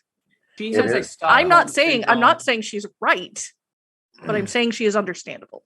It She is has a- interesting to think about like that parallel between her and Portia, that the level of the lack of agency that they've had in their life, leading to then tragically mishandling huge things. There's all of this stuff at stake, all of this relation consequences at stake, and both of them have basically not been allowed. They haven't had the freedom to make their own choices or anything like that in life, and so then they get the reins, and it's like, oh, people done you wrong. People have done you wrong because here you are playing judge in a court. They have like a weird Stockholm syndrome relationship with the misogyny. They have been captive by the misogyny for so long, they really think the misogyny works in their favor, and so they lean into it and they play into the system. And so this is how you get misogyny apologists. This is how you get them. This is how you wind up with the deep internalized misogyny. Yep. This is how you wind up with the not like other girls, with the, oh, I'm just a regular girl and I just want to, go get married and be a housewife and be a doting wife to my husband who's going to make all the money for us and everything will be fine. And you get all of this. You get all of this packaged into a play where all of these characters are supposed to be espousing the pious Christian values counter to the villain of the play. Yep. Which I had said in the chat before. Here is an honest man. It's a callback to Anthony. What were you saying, Christian? I was saying it's just they all did it for love. Right. Yeah. It does make me think of Romeo and Juliet, that when you read it in high school, you're like, it's a love story. And then later you're like, it's a horror story. Absolutely. It's literally a horror. It's not even a cautionary tale. It's existential horror. And this is kind of the same way, where it's it has this veneer of being a comedy. And then you're looking at it and you're like, and that's almost all of Shakespeare's plays, though. Yeah, he does it. He just twists that knife. Well, because he's writing for the common man, because that's the majority. But the common man was undereducated at the time, so they love all their body jokes and they love all the entendre and the switching. And then you have those that read into it. Yep. And then they're like, "Oh, what the hell?" And it's very difficult to fully understand if how much was intentional versus how much we're reading into now. But you've got a lot of people that are still analyzing this. There's a what's his name? He's a Shakespearean critic, Marowitz. He talks about how this doesn't erase the prejudice, the plain mockery that's happening, but it does go towards redressing the moral balance. Making one side look a little less bad and one side look a little less good, thus leveling the moral playing field. And Shakespeare isn't exactly championing Jewish rights in this play, but he's also the play also opens the door to questioning the anti-Semitism of the day in a way that one would have to be subversive to do. Right, because the criticism of the Christian culture is it can't all be accidental. It's so pointed. Right. That even if there's some of it that we see now is well, whether that was intentional or not, that was a sick burn. There's a lot of it that's just unavoidable, Portia's hypocrisy flipping back and forth, and there's no way around that. And everybody Shakespeare loves non-consistent characters as well. Portia flips back and forth all the time on this. Even Shylock has that powerful speech about I'm a human too, and then he's also an object of ridicule. He's also full of vehement hate because there is no consistency in people. People are complex. But as you still said, there is intentionality here. If we're taking that Shakespeare as the writer that he was, you can't look at the words that are being said without thinking that there is a reason behind them. Yeah. And the thing with Shylock is that he got so engrossed in his hate and his wanting to stick it, finally punch up, I guess you could say, that he just got, for a bit there, he just was yeah, I'm gonna just cut this guy.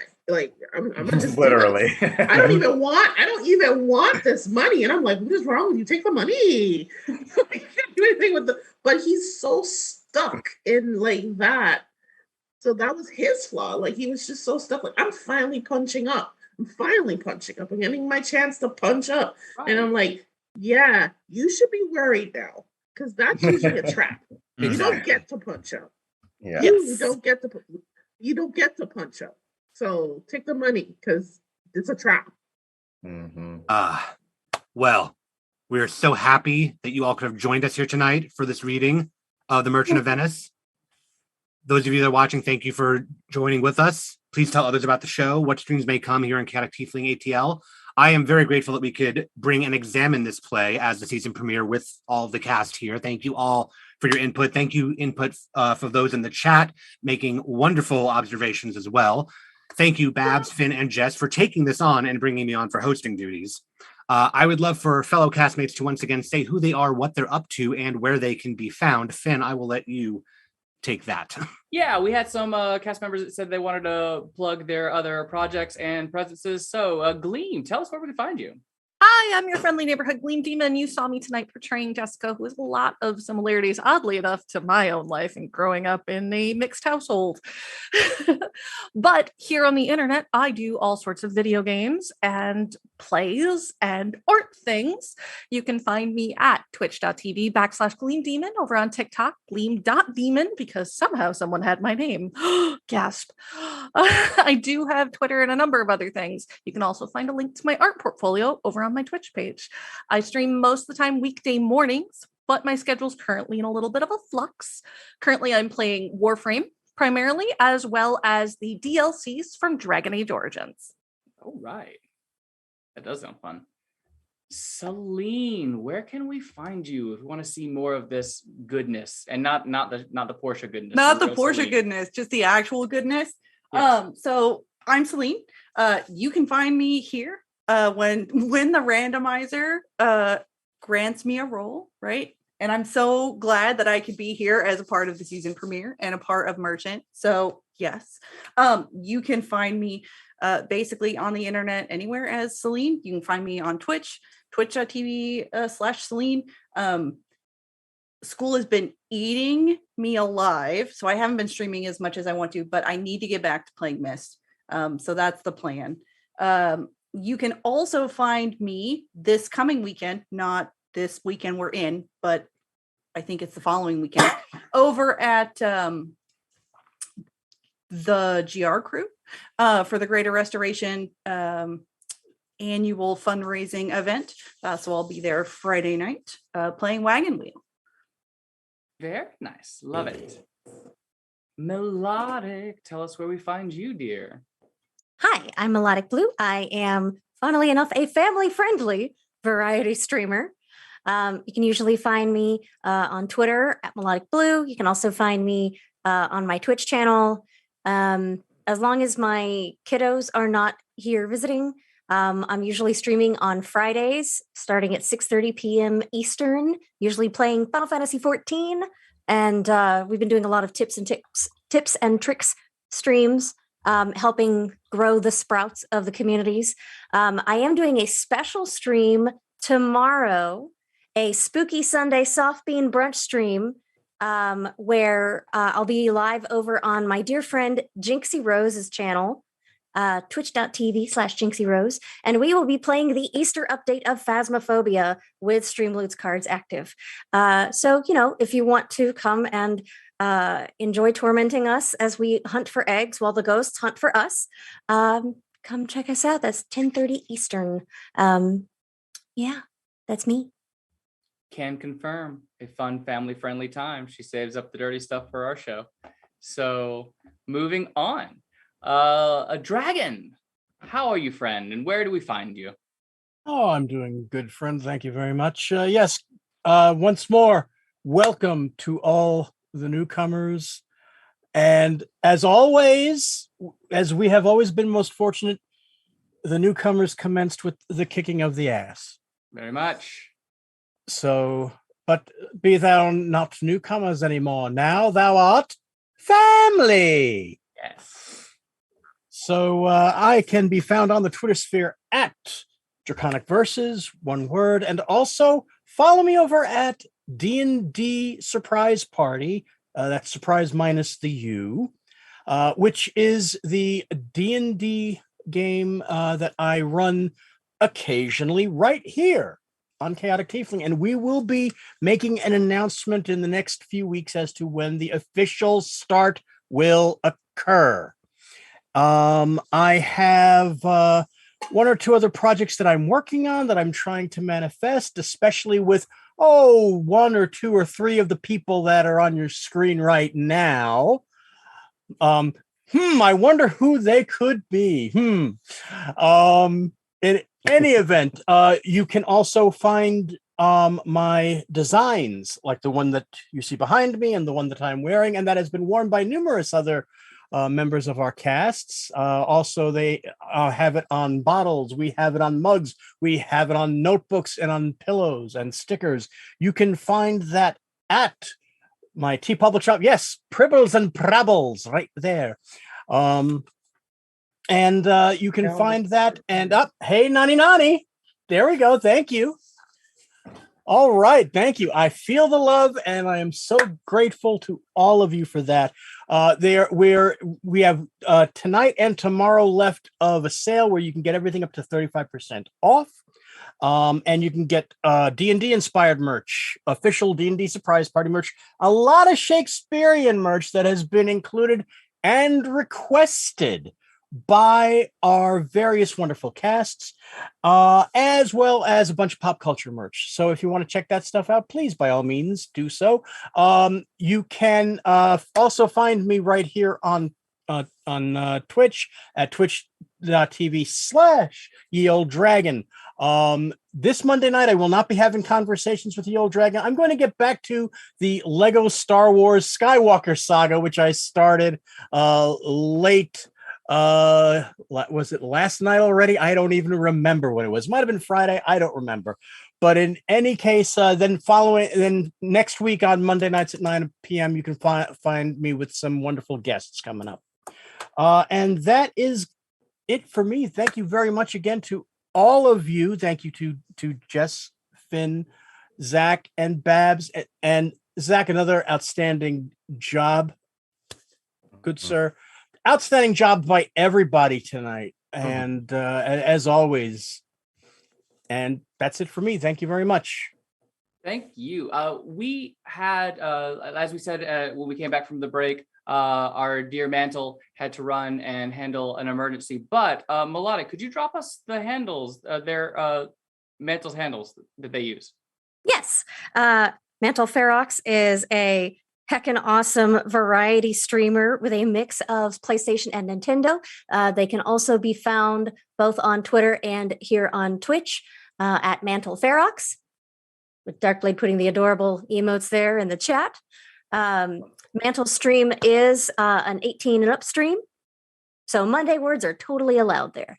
But they're pretty cool. It's a nice chill place. If you've ever wanted to be in a stream or watch a stream where it feels like you're just hanging out on the couch while the streamer's playing video games next to you, except they're actually on your monitor, that's the experience you'll have. That is the feel. Like having dropped into some of Mantle's streams, that is the feel that they give off. And last but never least, guys, our newcomers, we are been so blessed. And so our hearts just swell every time new people come to play with us, and they always deliver. They always bring the heat. They always bring the energy. So all of our newcomers this evening, thank you so much for being here. And Mervin, you said that you had some things that you wanted to let everybody know about. Yeah. So hi. First of all, thank you so much for letting me join you guys tonight. This was an absolute blast, even though I played the jerkiest of jerks. Someone has to do it.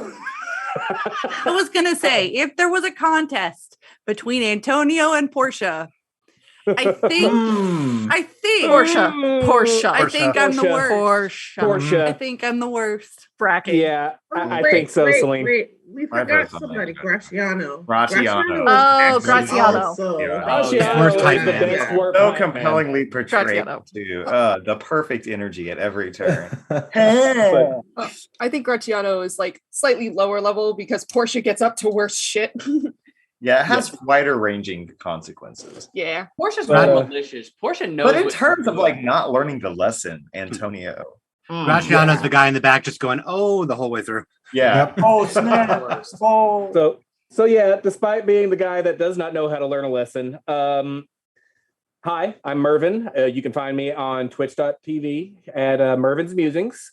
All of my social media follows that same thing. So you can find me on TikTok, Twitter, and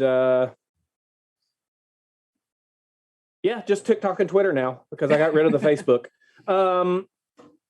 At that same handle, I do a lot of charity streaming for Extra Life. In fact, I will be playing Wagon Wheel with Celine next week.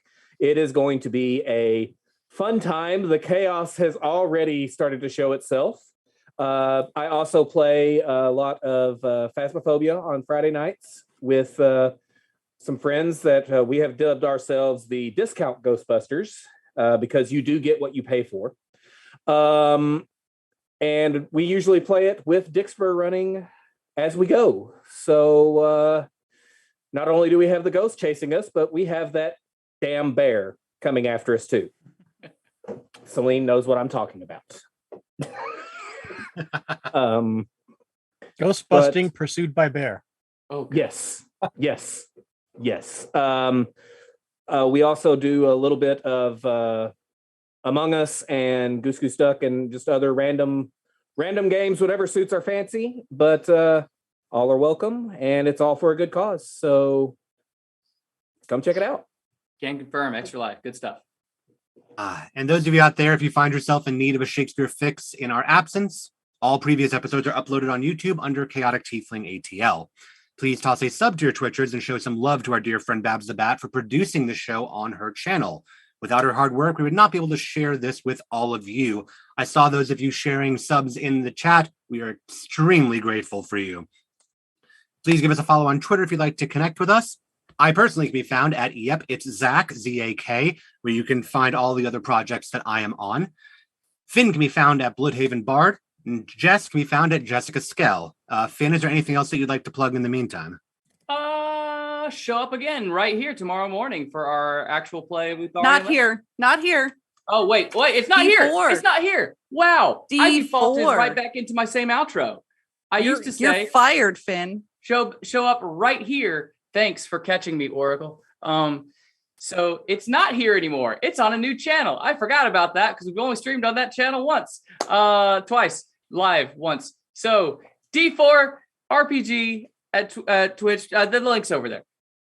Man. Yep. D4 twitch.tv/D4RPG. That's where tomorrow, you can find us tomorrow morning. noon o'clock Eastern time tomorrow. 1 o'clock Eastern time, but morning for everyone else who's west. So Yes. there you go.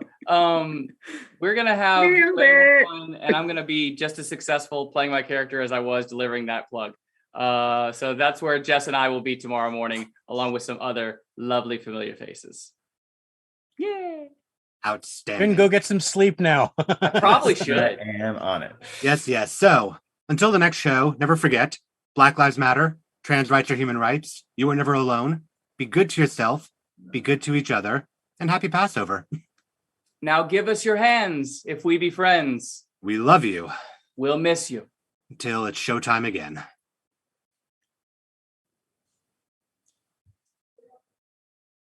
Dope.